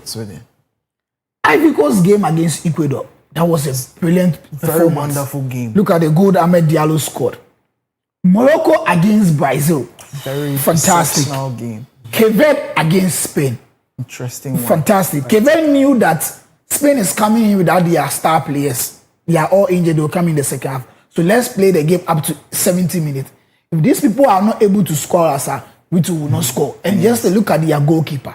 40 years. And anytime I see players at this age like this, then I feel sad for our players who has retired at the age of 35 and 38 years old. That was just by the way. So our fellow Africans who are performing well in the World Cup are putting pressure on the Ghana national team. Ivory Coast, Cape Verde, and Morocco. Senegal will be playing today against France. Yes. If Senegal wins or draw, it's another huge pressure on Ghana. Yeah. Yesterday, Egypt played 1-1 against Belgium. Another pressure on the blaster. So tomorrow they have nothing to lose against Panama. Panama, people are saying Panama is the weakest side in the group, but no, they will do everything possible. I heard their captain say that people are saying a lot, but they will showcase their talent on the field of play.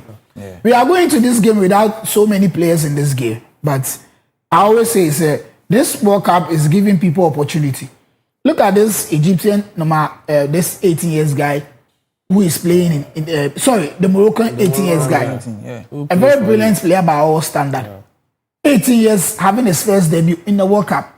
When he played after the match, people were complaining that he was supposed to be given the man of the match, but they gave it to Vinicius Junior. It's all part of the football. So this World Cup is an opportunity for our players to get advantage into the big team. Yeah. The Moroccan player that scored, the striker that scored the goal against Brazil, right after the goal, yesterday, the following day, Bayern Munich signed the player. Yeah. So it's an opportunity for us. We have players in our team whose team are on relegation and also some are in League One. So if you perform very well, we are in a transfer window. Yeah. You will get opportunity to go into a big team. Yeah.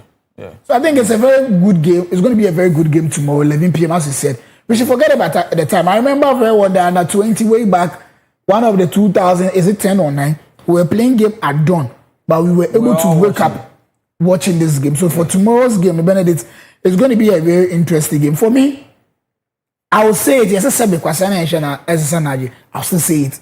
Ghana is getting 7 points in our group. That's right. We are beating Panama.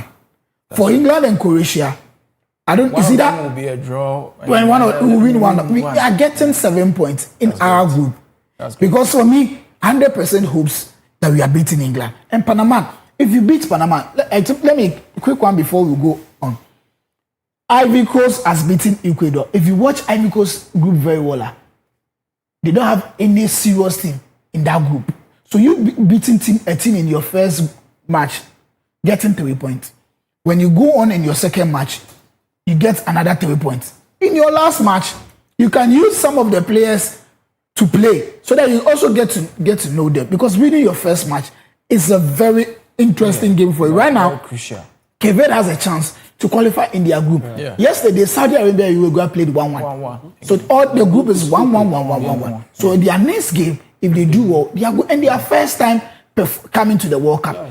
Yesterday, when I was watching the game in the house, I was watching the game with Nana, my dad, and he said, whoa. And he said, Ghana, we have a long way to go tomorrow because the pressure that these people has given us there, our own neighboring country, Ivory Coast, gave Ecuador a total showdown. Everyone thought Belgium will score Egypt, but yesterday they gave them a showdown. Yeah, because the Egyptians were... They were brilliant. I mean, and Benedict, the interesting thing is the young guys who are performing. Yeah. This Barcelona guy, 19 years. Look at how he played yesterday in the Egypt game. The Moroccan guy, 18 years. So Ghana, we have Augustin Boache, has the same similarities with Kudus. We have a lot of guys, Enes Nyama, Abdul Fattah Isaku. So for me, as James said, Carlos Queiroz coming in to coach against Wolves, I could see that, okay, our team is in a safe hands. A typical example that a lady in a relationship, what you're taking a brother, so not share landlord.